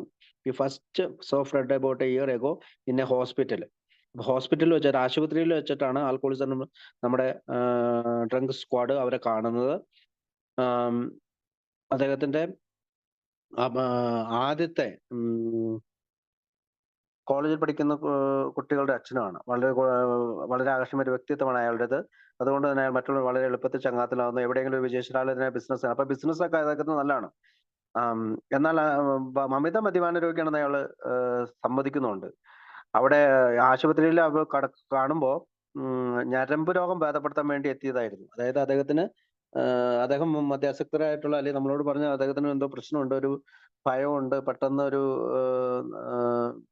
പരിഭ്രമം കാണിക്കുന്നുണ്ട്, അതുകൊണ്ടാണ് അവിടെ അഡ്മിറ്റ് ആയെന്നൊക്കെയാണ്. അപ്പോൾ തന്റെ ഞരമ്പുകൾക്കും വിശ്രമം പകരാൻ താൻ അവിടെ എത്തിയെന്നാണ്. അപ്പൊ യാഥാർത്ഥ്യത്തിൽ നിന്ന് മറച്ചു വെച്ചുകൊണ്ട് അദ്ദേഹം പറഞ്ഞു എന്നതാണ്, എനിക്ക് പ്രശ്നമുള്ളത് എന്റെ ഞരമ്പിനാണ്, നെർവസിന് പ്രശ്നമാണ്, അതുകൊണ്ടാണ്. അയാൾക്കാർക്ക് വളരെ വഷളായ സ്ഥിതിയാണ് ഡോക്ടർ അയാളെ അറിയിച്ചു. അപ്പൊ ഡോക്ടർ അവിടെ വന്നപ്പോൾ പറഞ്ഞു, നിന്റെ സ്ഥിതി വളരെ മോശമാണ്. കുറെ നാളത്തേക്ക് അയാൾ തന്റെ രോഗാവസ്ഥയെക്കുറിച്ച് വിഷാദമുഖനായി. കുടി പൂർണ്ണമായി ഉപേക്ഷിക്കാൻ അവസാനം അയാൾ തീരുമാനിച്ചു. ഞാൻ ഇത്രമേൽ നല്ല സ്വഭാവമുള്ള ഉറച്ച നിലപാടുള്ള താല്പര്യം കഴിഞ്ഞേക്കില്ല എന്ന ചിന്തയെ അയാൾക്കുണ്ടായിരുന്നില്ല. അതായത് സെൽഫ് നോളജ്, സ്വന്തമായിട്ടുള്ള ഒരു അറിവില് അദ്ദേഹം ഇത് ഫിക്സ് ചെയ്യാൻ പറ്റും, മദ്യാസക്തി ഫിക്സ് ചെയ്യാൻ പറ്റും. എനിക്കുണ്ടായ നാണക്കേട്, അപമാനം, അവഹേളനം ഇതൊക്കെ ഞാൻ ഓർക്കും. അതുപോലെ തന്നെ ഈ അയക്കാരൊക്കെ പറഞ്ഞ പല കാര്യങ്ങളൊക്കെ കുറച്ചൊക്കെ അവൻ ചെയ്തിരിക്കും. അപ്പൊ ഇവിടെ മെന്റൽ പവർ, അതായത് വിൽ പവർ, ഇച്ഛാശക്തി, അത് അവനെ സുരക്ഷിതാക്കുന്നതാണ് അവൻ വിചാരിച്ചിരുന്നത്.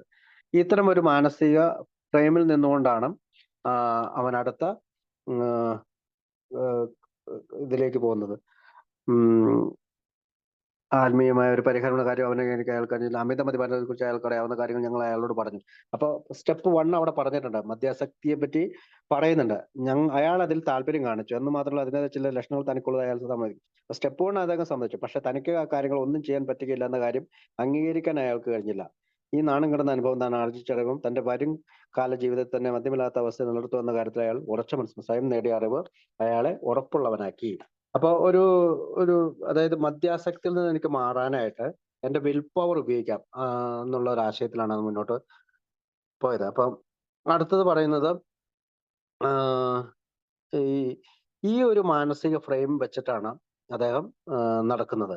അപ്പൊ കുറെ കാലത്തേക്ക് നമ്മൾ ഫ്രെഡിനെ കുറിച്ച് ഒന്നും കേട്ടില്ല. അപ്പൊ ഫ്രെഡിനെ പറ്റി നമ്മൾ എവിടെയാണെന്നോ എന്താണെന്നോ നമുക്കറിയില്ല. അപ്പൊ നമ്മൾ പലപ്പോഴും എയുടെ റൂമിൽ വന്നതിന് ശേഷം തിരിച്ചു പോകുന്ന പലരും പിന്നീട് കാണുന്നില്ല. അപ്പൊ അവരെല്ലാം ഈ ഫ്രെയിം വെച്ചിട്ടായിരിക്കും പുറത്തേക്ക് പോവുക. ഈ മെന്റൽ ഫ്രെയിം, അതായത് എന്റെ മനസ്സിൽ എനിക്ക് കേട്ടിട്ടുള്ള അറിവ് വെച്ചിട്ട് ഞാൻ കൂടി നടത്താൻ കഴിയും. പിന്നീട് അയാൾ വീണ്ടും ആശുപത്രിയിൽ ഒരു ദിവസം ഞങ്ങൾ അറിഞ്ഞു, ഇത്തവണ അയാൾ ആകെ പരവശനായിരുന്നു. അപ്പൊ രണ്ടാമതും വീണ്ടും നമ്മുടെ ആൽക്കഹോളിക് ആയിട്ടുള്ള അംഗങ്ങൾ പോയി കാണണം. വളരെ വൈകാതെ ഞങ്ങളെ കാണാൻ അവൻ ഉത്കണ്ഠയുണ്ടെന്ന് അയാൾ സൂചിപ്പിച്ചു. അയാൾ പറഞ്ഞ കഥ ഒരു ഗുണപാഠമാണ്, ഒരു ഗുണപാഠം. കുടി പൂർണ്ണമായി നിർത്തേണ്ടതുണ്ടെന്ന് ശരിക്കും ബോധ്യപ്പെട്ട ഒരാളായി അയാൾ മാറിയിട്ടുണ്ടായിരുന്നു. കുടി തുടരണോ എന്ന കാര്യത്തെക്കുറിച്ച് അയാൾക്കൊരു ന്യായീകരണവുമില്ലായിരുന്നു. മറ്റെല്ലാ കാര്യങ്ങളിലും കൃത്യമായ ഉൾക്കാഴ്ചയും തീരുമാനമെടുക്കുന്ന കഴിവുണ്ടായിരുന്നിട്ട് പോലും മദ്യത്തിന്റെ കാര്യത്തിൽ തറ പറ്റിയതായിട്ട് അയാൾ സമ്മതിച്ചു. അപ്പോൾ അദ്ദേഹം ഈ തവണ ആശുപത്രി പ്രവേശിപ്പിക്കപ്പെട്ടപ്പോ എനിക്ക് ഫസ്റ്റ് ഡ്രിങ്കിൽ നിന്ന് മാറി നിൽക്കണമെന്നോ അല്ലെങ്കിൽ കൂടി തുടരാൻ സാധിക്കില്ല എന്നും പറ്റി തറ പറ്റി തന്റെ ഡിനയിലെല്ലാം മാറ്റി വെച്ചുകൊണ്ട് അദ്ദേഹം വന്നതായിട്ടാണ് അവിടെ വിരിക്കുക. അടുത്ത് വായിക്കാവാ. അയാൾ തന്നെ അതിനെക്കുറിച്ച് പറയുന്നത് കേൾക്കൂ. അവിടെ മുതൽ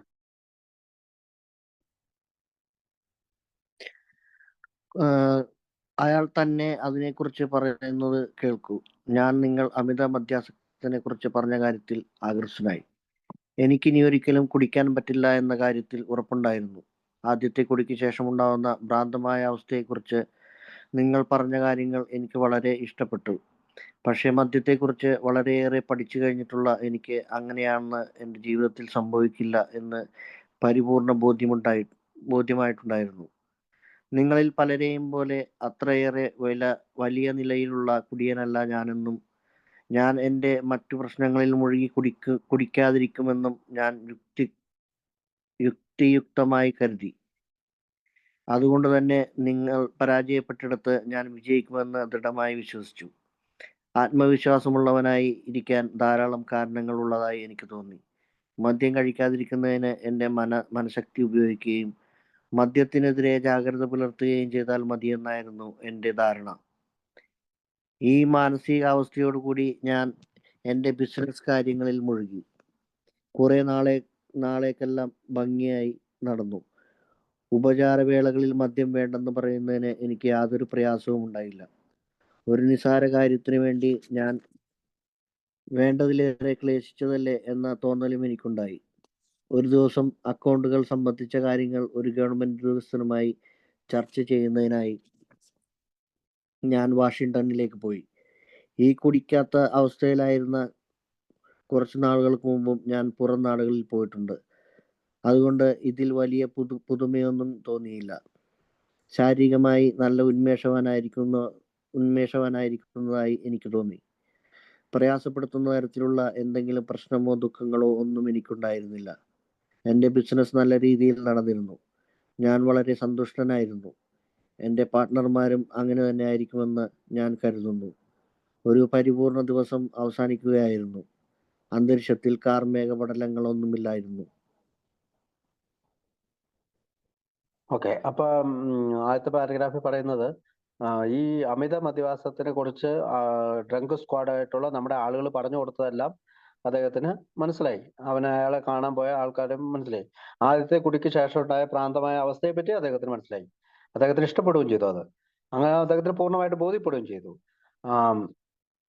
പക്ഷെ എന്നാലും അദ്ദേഹത്തിന്റെ ഉള്ളിൽ തന്നെ വലിയ നിലയിലുള്ള കുടിയനല്ല, ഈ ഡ്രങ്ക് സ്ക്വാഡിനെ പോലെ വലിയ നിലയിലുള്ള കുടിയനല്ല എന്നുള്ളൊരു ബോധ്യം എന്നും ഞാൻ എൻ്റെ മറ്റു പ്രശ്നങ്ങൾ മുഴുകി കുടിക്കാതിരിക്കുമെന്നും ഞാൻ യുക്തിയുക്തമായി കരുതി. അതായത് ജോലിക്ക് പോകും, പൂർണ്ണമായിട്ട് ജോലി എടുക്കുന്നു, എപ്പോഴും ഷിഫ്റ്റ് എടുക്കുന്നു, നൈറ്റ് ഷിഫ്റ്റിന് പോകുന്നു.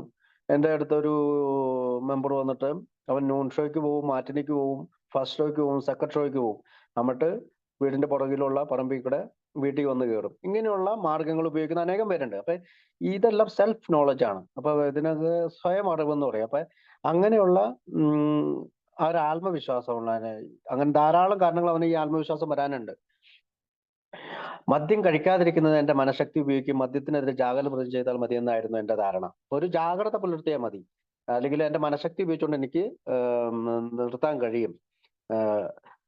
അവിടെയും ഒരു ആത്മീയ പരിഹാരം സ്വീകരിക്കാനല്ല അവൻ ശ്രമിച്ചത്. സെൽഫ് നോളജിലൂടെ ഇത് ഫിക്സ് ചെയ്യുക, അല്ലെങ്കിൽ എനിക്ക് നാണക്കേട്, അപമാനം, അവഹേളനം ഉണ്ടായ പല കാര്യങ്ങൾ ഓർത്തുകൊണ്ട് ഞാൻ ഫിക്സ് ചെയ്യുക. ആ മാനസിക ഫ്രെയിമിലാണ് അവൻ ഇരിക്കുന്നതെന്ന് ഞാൻ ആദ്യമേ പറഞ്ഞു. പക്ഷെ ആൽക്കഹോളിക്കിലെ അംഗങ്ങൾ പറഞ്ഞു അവനോട് ഒരു സ്പ്രീ എന്നാണ്, അതായത് മദ്യം കഴിച്ചു കഴിയുമ്പോഴുണ്ടാകുന്ന ഒരു ഉല്ലസിക്കല്, ആഹ്ലാദം, ഇതൊക്കെ എപ്പോഴും കടന്നു വരാൻ സാധ്യതയുണ്ടെന്നൊക്കെ പറയുന്നത് അവൻ വിശ്വസിക്കുകയും ചെയ്യുന്നുണ്ട്. ഞാൻ എൻ്റെ ബിസിനസ് കാര്യങ്ങളിൽ മുഴുകി കുറെ നാളെങ്കിലും ഭംഗിയായി നടന്നു. ഉപചാരവേളകളിൽ വേണ്ടെന്ന് പറയുന്നതിൽ എനിക്ക് യാതൊരു പ്രയാസവും ഉണ്ടായില്ല. അപ്പൊ പലപ്പോഴും അവന് പല പാർട്ടിക്കൊക്കെ പോകുമ്പോഴും നോ പറയാനായിട്ടുള്ള കഴിവ് അവനുണ്ട്. ഈ ഒരു നിസ്സാര കാര്യത്തിന് വേണ്ടി ഞാൻ വേണ്ടതിലധികം ക്ലേശിച്ചില്ലേ എന്ന തോന്നൽ എനിക്കുണ്ടായി. ആം, ഒരു ദിവസം അക്കൗണ്ടുകൾ സംബന്ധിച്ച കാര്യങ്ങൾ ഗവൺമെന്റ് ഒരു ദിവസം ചർച്ച ചെയ്യുന്നതിനായി ഞാൻ വാഷിംഗ്ടണിലേക്ക് പോയി. അപ്പൊ അദ്ദേഹത്തിന്റെ മൈൻഡ് എന്താണ്? മെന്റൽ അത് വിൽ പവർ കൊണ്ട്, ഉം, എന്റെ എനിക്കുണ്ടായ സെൽഫ് നോളജ് കൊണ്ട്, സ്വയം അറിവ് കൊണ്ട്, മദ്യാസക്തിയെ കുറിച്ചും ആൽക്കോളിസ് അനോമസിലെ, അന്ന് ആൽക്കോളിസ് അനോമസ് എന്ന് പറയാൻ, അതിനുശേഷമാണ് ആൽക്കോളിസ് പേര് വന്നത്. എന്നാലും ഡ്രങ്ക് സ്ക്വാഡ് എന്ന് ഞാൻ വിളിക്കുന്നത് വെച്ചാൽ മദ്യപന്മാരുടെ ഒരു കൂട്ടമാണ് ഇയാളെ കാണുമ്പോൾ.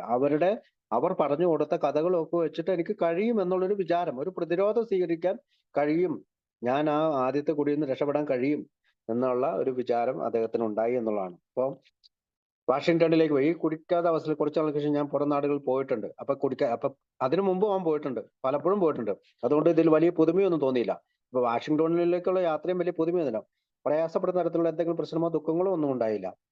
എന്റെ ബിസിനസ് നല്ല രീതിയിൽ തുടർന്ന് ഞാൻ വളരെ സന്തോഷനായ, എന്റെ പാർട്ട്ണർമാർ അങ്ങനെ തന്നെ ആയിരിക്കും ഞാൻ കരുതുന്നു. അപ്പൊ അദ്ദേഹത്തിന്റെ പാർട്ട്ണർമാരും നല്ല സന്തോഷത്തിലാണ്. അപ്പൊ എവരിതിങ് ഫൈൻ അല്ലേ, വൺ ഫൈൻ ഡേ എന്നൊക്കെ പറഞ്ഞ പോലെ എല്ലാം ഫൈനാണ്. ഒരു പരിപൂർണ ദിവസം അവസാനിക്കുകയായിരുന്നു.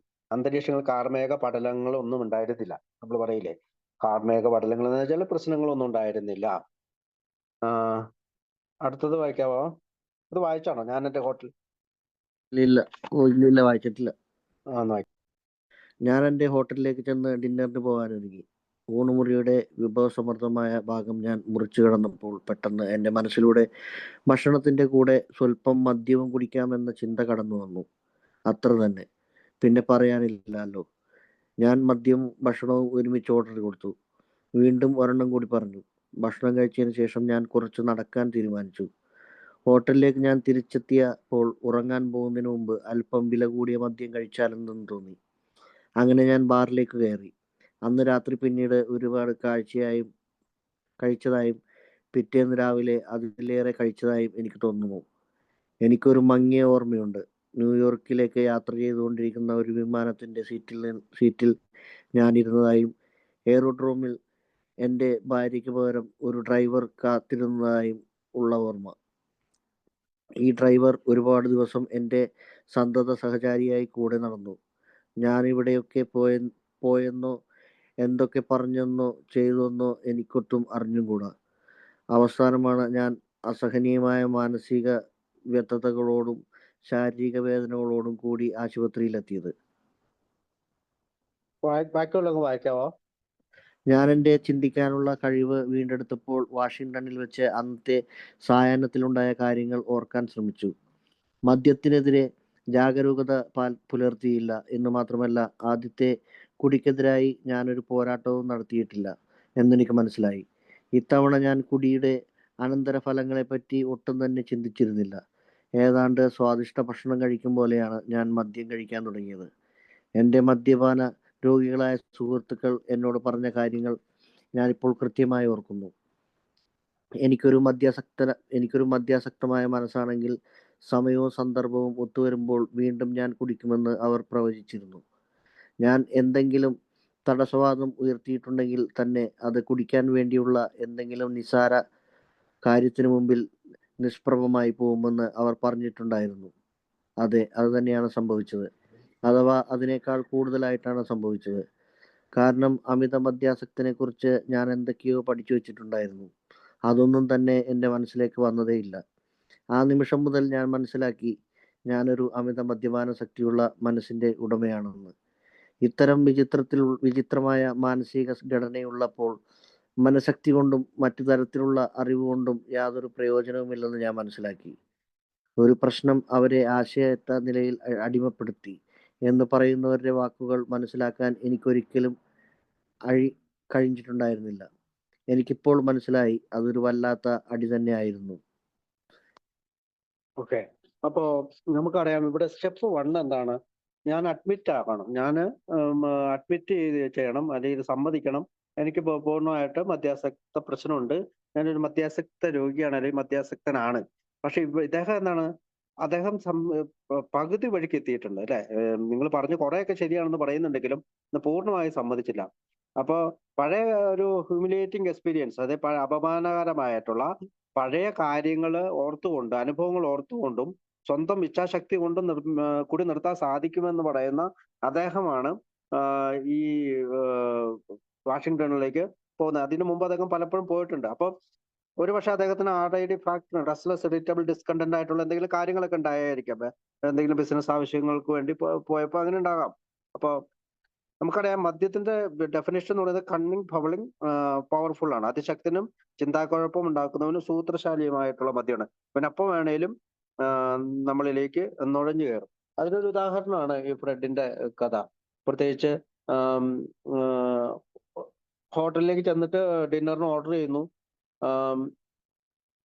ഊണുമുറിയുടെ വിഭവസമൃദ്ധമായ ഭാവം, അല്ലെങ്കിൽ റെസ്റ്റോറന്റ് പാസ് ചെയ്ത് പോയപ്പോ അദ്ദേഹത്തിന് തോന്നി ഒന്ന് കുടിച്ചു നോക്കാം, അത്ര തന്നെ. പിന്നെ പറയണ്ടല്ലോ, ഞാൻ മദ്യവും ഭക്ഷണവും ഒരുമിച്ച് ഓർഡർ ചെയ്തു, ഒരെണ്ണം കൂടി പറഞ്ഞു. അപ്പൊ നമുക്ക് ആ സ്പ്രീയിലേക്ക് എത്തി. ഒരെണ്ണം രണ്ടാമത്തേലേക്ക് കൊടുത്തു, രണ്ടാമത്തേത് മൂന്നാമത്തേതിന് തിരി കൊടുത്തു, മൂന്നാമത്തേത് നാലാമത്തേത് പ്രേരിപ്പിച്ചു, നാലാമത്തേത് അഞ്ചാമത്തേതിന് പ്രലോഭിപ്പിച്ചു, അഞ്ചാമത്തേത് ആറാമത്തേതിലേക്ക് പെട്ടെന്ന് അപകടകരമായ രീതിയിൽ അദ്ദേഹം എത്തുക. അങ്ങനെ അപ്പൊ ആ ക്രേവിങ് ആൽക്കഹോളിക്കിന് വരുന്നുള്ളൂ ആണ്. അപ്പൊ പിന്നീട് ഹോട്ടലിലേക്ക് തിരിച്ചു പോകുമ്പോൾ അദ്ദേഹം പിന്നീട് ആഗ്രഹിക്കുന്ന ഒരു വില കൂടിയ മദ്യം കഴിക്കാന്നാണ്. അങ്ങനെ ഞാൻ ബാറിൽ വീണ്ടും കയറി. അങ്ങനെ ആ രാത്രി മുഴുവൻ അദ്ദേഹം കഴിച്ചാണ്. പിറ്റേന്ന് രാവിലെ അതിൽ കഴിച്ചാൽ തോന്നുന്നു. എനിക്കൊരു മയങ്ങിയ ഓർമ്മയുള്ളൂ. അപ്പൊ അദ്ദേഹം വാഷിങ്ടണിൽ ന്യൂയോർക്ക് യാത്ര ചെയ്തുകൊണ്ടിരുന്ന വിമാനത്തിന്റെ സീറ്റിൽ ഞാനിരുന്നതായും എയറോ റൂമിൽ എന്റെ ഭാര്യയ്ക്ക് ഒരു ഡ്രൈവർ കാത്തിരുന്നതായുമുള്ള ഓർമ്മ. അതായത് എയർപോർട്ടിൽ ഡ്രൈവർ, ഈ ഡ്രൈവർ അദ്ദേഹത്തിന് സന്തത സഹചാരിയായി. അപ്പൊ അവിടെ എന്നതാ ബ്ലാക്ക് ഔട്ട്സ് അല്ലെ, ബ്ലാക്ക് ഔട്ടായി അദ്ദേഹത്തിന്. ബ്ലാക്ക് ഔട്ടായി എന്നുള്ളതിന്റെ ഒരു കാര്യത്തിലാണ് ഈ ഒരു ഓർമ്മ എന്ന് പറയുന്നത്. ഞാൻ എവിടേക്ക് പോയി എന്തൊക്കെ പറഞ്ഞതെന്ന് ചെയ്തു നടന്നതിലൂടെ അവസാനമാണ് ഞാൻ അസഹനീയമായ മാനസികതയോട് ശാരീരികതയോട് ആശുപത്രിയിൽ എത്തിയത്. അപ്പൊ വീണ്ടും അദ്ദേഹം ആശുപത്രിയിലെത്തി. അപ്പൊ ബ്ലാക്ക് ഔട്ട് ഡ്രിങ്കിങ് ആണത്. ഈ മനുഷ്യന് പിന്നീട് ഞാൻ എന്റെ ചിന്തിക്കാനുള്ള കഴിവ് കണ്ടെടുത്തപ്പോൾ പക്ഷെ അന്നത്തെ സായാഹ്നത്തിനുടെ കാര്യങ്ങൾ ഓർക്കാൻ ശ്രമിക്കുന്നുണ്ട്. മദ്യത്തിനെതിരായ ജാഗ്രത പുലർത്തിയിട്ടില്ല. അപ്പൊ മദ്യത്തിനെതിരായ ഒരു ജാഗരൂകത ഉണ്ടായിട്ടില്ല. ആദ്യത്തെ കുടിക്കെതിരായിട്ട് ഒരു പോരാട്ടവും അദ്ദേഹം നടത്തിയിട്ടില്ല. അനന്തര ഫലങ്ങളെ പറ്റി ഒട്ടും ചിന്തിച്ചില്ല. സ്വാദിഷ്ടമായ ഭക്ഷണം കഴിക്കുന്ന പോലെയാണ് അദ്ദേഹം മദ്യം കഴിച്ചത്. അപ്പോ ഒരു എനിക്കൊരു മദ്യാസക്ത മനസ്സാണെങ്കിൽ, അതായത് ഒരു ആൽക്കഹോളിക് മൈൻഡ്, നമുക്കറിയാം ആൽക്കഹോളിക് മൈൻഡാണ് നമുക്കുള്ളതെങ്കിൽ, അത് പെട്ടെന്ന് വന്നതല്ല, ദീർഘകാലത്തെ കുടിക്ക് ശേഷം അങ്ങനെ വരുന്നതെങ്കിൽ അദ്ദേഹത്തിന് സംഹൗ സം ഡേ എന്നൊക്കെയാണ് അല്ലെ, എങ്ങനെയെങ്കിലും എവിടെയെങ്കിലും വെച്ച് നമ്മൾ വീണ്ടും കുടിക്കും എന്നുള്ള ഒരു ആശയത്തിലാണ് അത് പറയാ. അപ്പൊ അമിത മദ്യപാനാസക്തിയുടെ മനസ്സിന്റെ ഉടമയാണ് ആൽക്കഹോളിക് ആയിട്ടുള്ള ആള്. അപ്പൊ വിചിത്രമായ മാനസികഘടനയുടെ മനഃശക്തിക്കും മറ്റൊരു തരത്തിലുള്ള അറിവ് കൊണ്ടും യാതൊരു പ്രയോജനവും, അപ്പൊ വിൽ പവർ കൊണ്ടും സെൽഫ് നോളജ് കൊണ്ടും കൂടെ പ്രയോജനമില്ല അപ്പൊ എന്നാണ് പറയാ. അപ്പൊ അടുത്ത് വായിക്കാവോ? ആൽക്കഹോളിക് അനോണിമസിന്റെ രണ്ടംഗങ്ങൾ എന്നെ കാണാൻ വന്നു. അവരാദ്യം പരസ്പരം കണ്ണിറുക്കി. അതെനിക്കൊട്ടും ഇഷ്ടമായില്ല. ഞാനൊരു അമിത മദ്യപാന രോഗിയാണെന്നും ഞാൻ ശരിക്കും അടിപറ്റി എന്നും സമ്മതിക്കുന്നുണ്ടോ എന്നവർ എന്നോട് ചോദിച്ചു. ആ രണ്ട് കാര്യങ്ങളും എനിക്ക് സമ്മതിച്ചു കൊടുക്കേണ്ടതായി വന്നു. അവർ എൻ്റെ മുമ്പിലേക്ക് ഒരുപാട് ഉദാഹരണങ്ങൾ നിരത്തിവെച്ചു. ഞാൻ വാഷിങ്ടണിൽ കാണിച്ചതുപോലുള്ള മനഃശക്തി അങ്ങേയറ്റം ആശയറ്റ തരത്തിലുള്ള ഒന്നായിരുന്നു എന്ന് തെളിയിക്കലായിരുന്നു അവരുടെ ലക്ഷ്യം. അവരുടെ അനുഭവത്തിലുള്ള അമിത മദ്യപാന രോഗികളുടെ ഡസൻ കണക്കിന് ഉദാഹരണങ്ങൾ എൻ്റെ മുമ്പിൽ നിരത്തിവെച്ചു. എനിക്കൊറ്റയ്ക്ക് ഈ പ്രശ്നം കൈകാര്യം ചെയ്യാം എന്നുള്ള അവസാനത്തെ പ്രത്യാശയും അവരുടെ വിശദീകരണങ്ങൾ കേട്ടപ്പോൾ എന്നിൽ നിന്നും പകർന്നു. പിന്നീട് അവർ ഈ പ്രശ്നത്തോടുള്ള അന്തിമമായ സമീപനത്തെക്കുറിച്ചും പ്രവർത്തന പരിപാടികളെക്കുറിച്ചും എനിക്ക് വിവരിച്ചു തന്നു. ഈ പരിപാടികളാകട്ടെ അവരിൽ നൂറുകണക്കിന് ആളുകൾ വിജയകരമായി പിന്തുടർന്നിട്ടുള്ളവയായിരുന്നു. ഒരു സാധാരണ മതവിശ്വാസി മാത്രമായിരുന്ന എനിക്ക് അവരുടെ പരിപാടികൾ ബുദ്ധിപരമായി ഉൾക്കൊള്ളുവാൻ ബുദ്ധിമുട്ടുള്ളവായിരുന്നില്ല. പക്ഷേ പ്രവർത്തന പദ്ധതി മനസ്സിലാക്കാത്ത നിലയിലുള്ളതായിരുന്നുവെങ്കിലും വളരെ കടുത്തതായിരുന്നു. ഞാൻ അതുവരെ ആലോചിച്ചുറപ്പിച്ചിരുന്ന ധാരണകൾ എൻ്റെ മനസ്സിൻ്റെ ജാലകത്തിൽ നിന്ന് പുറത്തടിക്കടിച്ചു കളയേണ്ടതായിരുന്നു എന്നതാണ് അതിൻ്റെ അർത്ഥം. അതത്ര എളുപ്പമായിരുന്നില്ല. പക്ഷേ ആ പദ്ധതി എൻ്റെ ജീവിതത്തിലേക്ക് പകർത്തുവാൻ ശ്രമിച്ചാൽ രോഗത്തിന് ശമനം ലഭിക്കുന്നതായി എനിക്ക് തോന്നി. പിന്നീട് അത് അങ്ങനെ തന്നെയാണ് എന്ന് തെളിയിക്കുകയും ചെയ്തു. Thank you. അപ്പം ഇവിടെ ആൽക്കഹോളിക് മൈൻഡ് എന്ന് പറയുന്നത് ഒരു ദീർഘകാലം കുടിച്ചതിന് ശേഷം ഒരു പ്രോഗ്രഷനിൽ എത്തിയതിന് ശേഷം നമുക്ക് വരുന്ന ഒരു മെന്റൽ കണ്ടീഷനാണ്. അതായത് നമ്മൾ കുടിച്ച് മെന്റൽ ഒബ്സഷൻ വരും. നമുക്ക് എന്ത് സാഹചര്യം വന്നാലും ചിലപ്പോൾ നമുക്ക് ദേഷ്യം അങ്ങനെയൊക്കെ വരുമ്പോൾ RID ഫാക്ടർ വരുമ്പോൾ നമുക്ക് പെട്ടെന്ന് കുടിക്കാൻ തോന്നും. ഇവിടെ ഉള്ള ഒരു അങ്ങനെയുള്ള ഒരു മനുഷ്യനാണ് ഇദ്ദേഹം. അപ്പം ഇദ്ദേഹത്തിനോട് നമുക്ക് പലപ്പോഴും പറയാം ഈ പ്രോബ്ലം മനസ്സിന്റെ പ്രോബ്ലം കിടക്കുന്ന എവിടെയാണ്? മാനസികമാണ്. ശാരീരികം എന്നതിനേക്കാൾ ഉപരി മാനസികമാണെന്ന് ഒരു പരിഹാരമുണ്ടതിൽ നമ്മൾ ബിഗ് ബുക്ക് തന്നെ പറയുന്നുണ്ട്. ഇപ്പൊ ഇദ്ദേഹത്തിന്റെ അടുത്ത് കുടിച്ചതിന് ശേഷം 2 ആൽക്കഹോളിക് അംഗങ്ങൾ, അതായത് മിക്കവാറും ബിൽ വിൽസണും ഹാങ് പിയോ അല്ലെങ്കിൽ ബിൽ വിൽസണും ഫിറ്റ്സ്മായോ അവരായിരിക്കും ന്യൂയോർക്കിലായതുകൊണ്ട് വന്ന്. അവര് കണ്ണിറുക്കി എന്നാണ് കാണിക്കുക. ഗ്രിന്നഡ് എന്നാണ്. യഥാർത്ഥത്തിൽ ഗ്രിന്നഡ് എന്ന് പറയുന്നതിന് ഗോഷ്ടി എന്നാണ്. അതായത് നമ്മുടെ മുഖം കൊണ്ട് നമുക്കറിയാം, നമ്മൾ ഒരു ആൽക്കഹോളിക്ക് വീണ്ടും തിരിച്ചു കുടിച്ചിട്ട് ഇനി വന്നാൽ എന്ന രീതിയിൽ അറിയാതെ നമ്മുടെ ഫേസിലേക്ക് അങ്ങനെ വരും. അപ്പൊ അത് ഇയാൾക്ക് ഇഷ്ടപ്പെട്ടില്ല. അത് ഇവിടെ പറയുന്നുണ്ട്. അതെനിക്ക് ഒട്ടും ഇഷ്ടമായില്ല. ഞാൻ അമിത മദ്യപാന രോഗിയാണെന്ന് ഞാൻ ശരിക്കും അടിപറ്റി എന്ന് സമ്മതിക്കുന്നുണ്ടെന്ന് അവിടെ എന്നോട് ചോദിച്ചു. ആ 2 കാര്യങ്ങൾ എനിക്ക് സമ്മതിച്ചു കൊടുക്കേണ്ടതായി വന്നു. അവിടെ എന്റെ മുമ്പിലേക്ക് ഒരുപാട് ഉദാഹരണങ്ങൾ നിർത്തി വെച്ചു. അപ്പോ വാഷിങ്ടണിൽ വെച്ച് അദ്ദേഹം എന്നെ കാണിച്ച വിൽ പവർ കൊണ്ട് നിർത്താം എന്നാണ്. പക്ഷെ ആശയറ്റ തീർന്ന ഒരാൾക്ക് അത് സാധിക്കുകയില്ല. അങ്ങനെയുള്ള കാര്യങ്ങളൊക്കെ അതൊക്കെ പറഞ്ഞു തന്നപ്പോൾ സ്റ്റെപ്പ് 1 ഒരു ഇതൊക്കെ വീണ്ടും പറഞ്ഞു കൊടുത്തു. പിന്നീട് അവർ ആ പ്രശ്നത്തിലുള്ള അന്തിമമായ സമയത്തെ കുറിച്ച് പ്രവർത്തന പരിപാടികളെ കുറിച്ച് എനിക്ക് വീഴ്ച തന്നു. അപ്പോൾ എന്താണ് പ്രവർത്തന പരിപാടി? Plan of action. എന്താണ്? നമ്മുടെ 12 പടികൾ. പിന്നെ അന്ന് 12 പടികൾ ഉണ്ടാവില്ല. ബിഗ് ബുക്കിന്റെ അടുത്ത അധ്യായങ്ങളിലാണല്ലോ അത് വരുന്നത്. ഏതായാലും നമുക്ക് അത് 12 പടികൾ പ്ലാൻ ഓഫ് ആക്ഷൻ എന്ന് നമുക്ക് പറയാം. 12 പടികൾ. അപ്പൊ ഒരു സാധാരണ മതവിശ്വാസി പോലെയുള്ള എനിക്ക് അവരുടെ പരിപാടി ബുദ്ധിപരമായി ഉൾക്കൊള്ളുവാൻ ബുദ്ധിമുട്ടുള്ളതായിരുന്നില്ല. അപ്പൊ ഇതൊക്കെ ഒരു മതവിശ്വാസി ആയതുകൊണ്ട് അതായത് ഇച്ചിരി കൂടി എളുപ്പമായി. പക്ഷെ പ്രവർത്തന പദ്ധതി മനസ്സിലാക്കാത്ത തരത്തിലുള്ള വളരെ കടുത്തതായിരുന്നു. ഞാൻ അതുവരെ ആലോചിച്ചുറച്ചിരുന്ന ധാരണകൾ എന്റെ മനസ്സിന്റെ ജാലകത്തിൽ നിന്ന് പുറത്തേക്ക് അടിച്ചു കളയേണ്ടതായിരുന്നു എന്നതാണ് അതിന്റെ അർത്ഥം. അത് അത്ര എളുപ്പമായിരുന്നില്ല. എന്താണ്? ഡിനയൽ, അല്ലെ? എല്ലാം എടുത്തു മാറ്റി മുന്നോട്ട് പോവുക. ഇപ്പം നിഷേധം മാറ്റുക. പക്ഷെ ആ പദ്ധതി എന്റെ ജീവിതത്തിലേക്ക് പകർത്താൻ ശ്രമിച്ചാൽ രോഗത്തിന് ശമനം ലഭിക്കുന്ന എനിക്ക് പിന്നീട് അത് അങ്ങനെ തന്നെയാണെന്ന് തെളിയിക്കുകയും ചെയ്തു. അപ്പൊ അടുത്ത് വായിക്കാവോ? നമുക്കിതൊന്നും അങ്ങ് തീർക്കാം. 2 പാരഗ്രാഫ് 3 പാരഗ്രാഫ്. അതുപോലെ തന്നെ പ്രധാനപ്പെട്ട ഒരു കണ്ടെത്തലായിരുന്നു ആത്മീയ തത്വങ്ങൾ എൻ്റെ ജീവിതത്തിലെ എല്ലാ പ്രശ്നങ്ങളും പരിഹരിക്കുമെന്നത്. ആ നിമിഷം മുതൽ കൂടുതൽ സംതൃപ്തകരമായ ഒരു ജീവിതം ഞാൻ നയിച്ചു. ഞാൻ ജീവിച്ചിരുന്നതിനേക്കാൾ കൂടുതൽ പ്രയോജനകരമായ ഒരു ജീവിതമായിരുന്നു അതെന്ന് കരുതുന്നു. എൻ്റെ മുൻപുകാല ജീവിതം ഒരു രീതിയിലും മോശമായിരുന്നില്ല.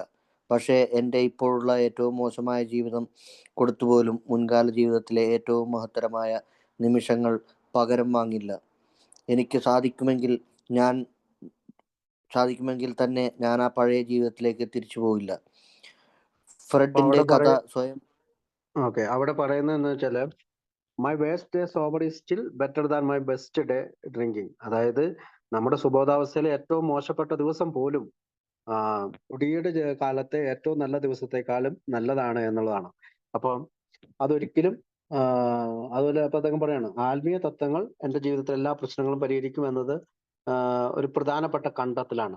അയാൾ ഡിസ്കവേർഡ്, അതല്ലേ, അയാൾ കണ്ടെത്തുകയാണ്. അപ്പം ആ നിമിഷം മുതൽ കൂടുതൽ സംതൃപ്തികരമായ ഒരു ജീവിതം ഞാൻ നയിച്ചു. അപ്പൊ മാനസികമായിട്ടുള്ള ഒരു ആരോഗ്യം അദ്ദേഹത്തിന് ലഭിച്ചു. ഞാൻ ജീവിച്ചതിനേക്കാൾ കൂടുതൽ പ്രയോജനമായ ഒരു ജീവിതമായിരുന്നു അത്. അതായത് അതുവരെ ജീവിച്ചതിനേക്കാളും എന്റെ മുൻകാല ജീവിതം ഒരു രീതിയിലും മോശമായിരുന്നില്ല. പക്ഷെ എന്റെ ഇപ്പോഴത്തുള്ള ഏറ്റവും മോശമായ ജീവിതം കൊടുത്തു പോലും മുൻകാല ജീവിതം ഏറ്റവും മഹത്തരമായ നിമിഷങ്ങൾ പോലും വാങ്ങില്ല. എനിക്ക് സാധ്യമായി ഞാൻ ആ പഴയ ജീവിതത്തിലേക്ക് തിരിച്ചു പോകില്ല എന്നാണ്. ഒരിക്കലും തിരിച്ചു പോകില്ല എന്നാണ് അദ്ദേഹം പറയുന്നത്. അപ്പൊ അടുത്ത് വായിക്കാവാം, അടുത്ത 2 പാരഗ്രാഫ്. ഫ്രെഡിന്റെ കഥ സ്വയം സംസാരിക്കുന്ന ഒന്നാണ്. അയാളെപ്പോലുള്ള ആയിരക്കണക്കിന് ആളുകൾ ഇത് ബാധകമാണെന്ന് ഞങ്ങൾ കരുതുന്നു. ആദ്യം അല്പം മദ്യം മാത്രമേ അയാൾ കഴിച്ചിട്ടുണ്ടായിരുന്നുള്ളൂ. മറ്റു പല അമിത മദ്യപാനികളെയും സംബന്ധിച്ചിടത്തോളം അവരുടെ പ്രശ്നങ്ങൾ പരിഹരിക്കാത്ത നിലയിൽ അവരെത്തുന്നതിന് മുമ്പ് വളരെ മോശമായ രീതിയിൽ ഒരുപാട് മദ്യം അവർക്ക് കഴിക്കേണ്ടി വന്നേക്കും. ഞങ്ങളുടെ അനുമാനങ്ങളുമായി പല ഡോക്ടർമാരും മനഃശാസ്ത്രജ്ഞന്മാരും യോജിക്കുന്നു. അങ്ങനെ യോജിക്കുന്നവരിൽ ഒരാൾ ലോകപ്രശസ്തമായ ആശുപത്രിയിലെ സ്റ്റാഫ് അംഗം ഞങ്ങളോട് താഴെ പറയുന്ന പ്രസ്താവന നടത്തിയിട്ടുണ്ട്. അമിത മദ്യപാന രോഗികളുടെ ഗതികേടിനെക്കുറിച്ചും അവരുടെ പൊതുവായ ആശയറ്റ അവസ്ഥയെക്കുറിച്ചും നിങ്ങൾ പറയുന്നത് എൻ്റെ അഭിപ്രായത്തിൽ ശരിയാണ്. നിങ്ങളുടെ രണ്ടുപേരുടെ കഥകൾ കേട്ട എനിക്ക് ഒട്ടും സംശയമില്ല.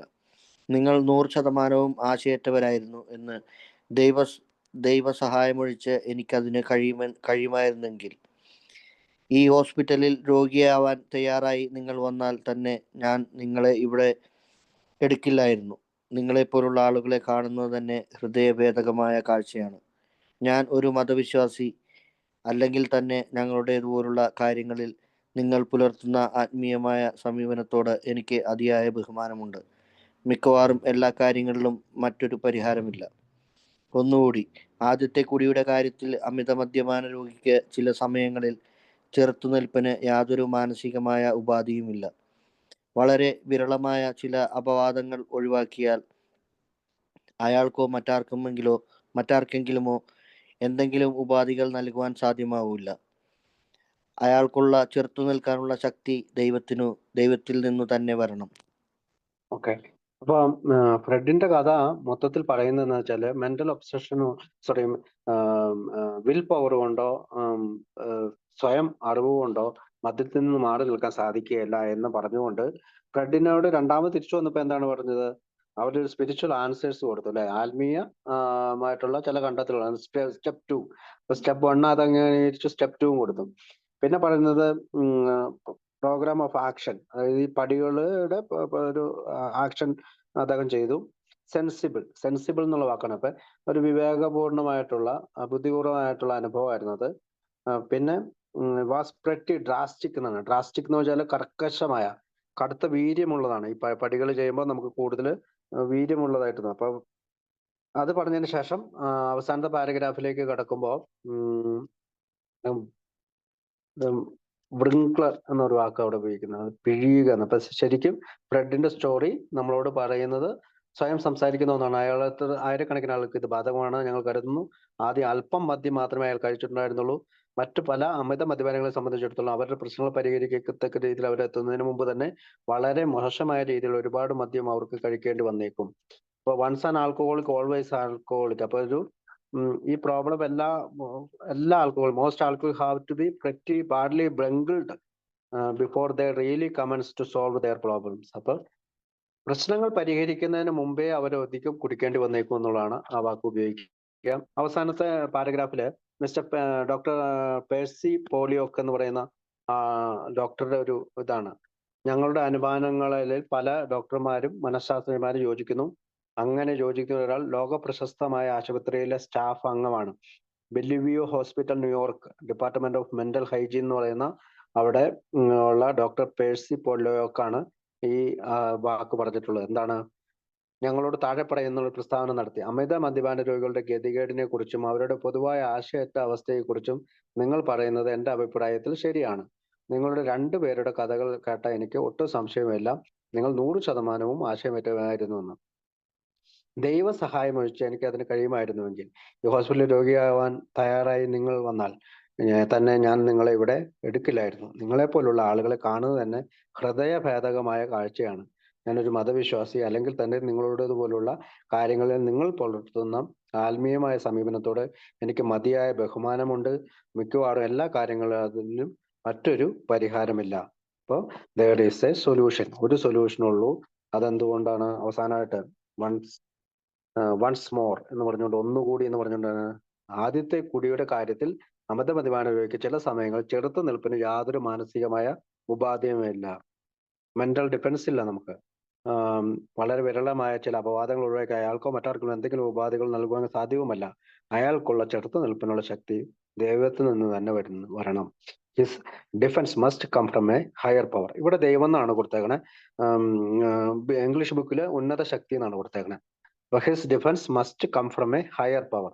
ഉന്നത ശക്തിയിൽ നിന്ന് വരണം. അപ്പോ ഹിസ് ഡിഫൻസ് മസ്റ്റ് എന്നുള്ള സെൽഫ് നോളജ് എവിടെ നിന്നാണ് വരേണ്ടത്? ദൈവത്തിൽ നിന്നോ നമുക്ക് ഹയർ പവർ എന്നാണ് പ്രവൃത്തി കൊടുത്തേക്കണത്. അപ്പൊ ഉന്നത ശക്തിയിൽ നിന്ന്, അല്ലെങ്കിൽ തന്നെക്കാൾ വലിയൊരു ശക്തിയിൽ നിന്ന് വരണം എന്ന് പറഞ്ഞുകൊണ്ടാണ്. അപ്പോ നമ്മൾ ഒന്നും കൂടി ഓർക്കണം. മാൻ അറ്റ് 30, 30 വയസ്സുള്ള ആളുടെ കഥ പറഞ്ഞു. ജിമ്മിന്റെ കഥ പറഞ്ഞു. ജയവാക്കറിന്റെ കഥ പറഞ്ഞു.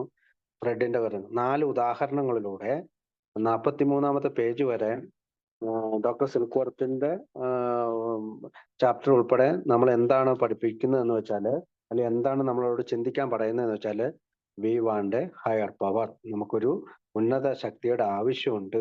അപ്പൊ ഇതുവരെ നമ്മൾ മെന്റൽ ഒബ്സഷനെ കുറിച്ചും ഒക്കെ പറഞ്ഞു. ഇനി നമ്മൾ ഇതിനകത്ത് പോകുന്ന വഴിക്കൊക്കെ ഇതൊക്കെ പറയുന്നുണ്ട്. അപ്പൊ ഏതായാലും പിന്നീട് ഇനിയുള്ള ചാപ്റ്ററുകളെല്ലാം ഈ ഹയർ പവർ കണ്ടെത്താനായിട്ടുള്ള, അല്ലെങ്കിൽ പവറിനെ കണ്ടെത്താനായിട്ടുള്ള നമ്മുടെ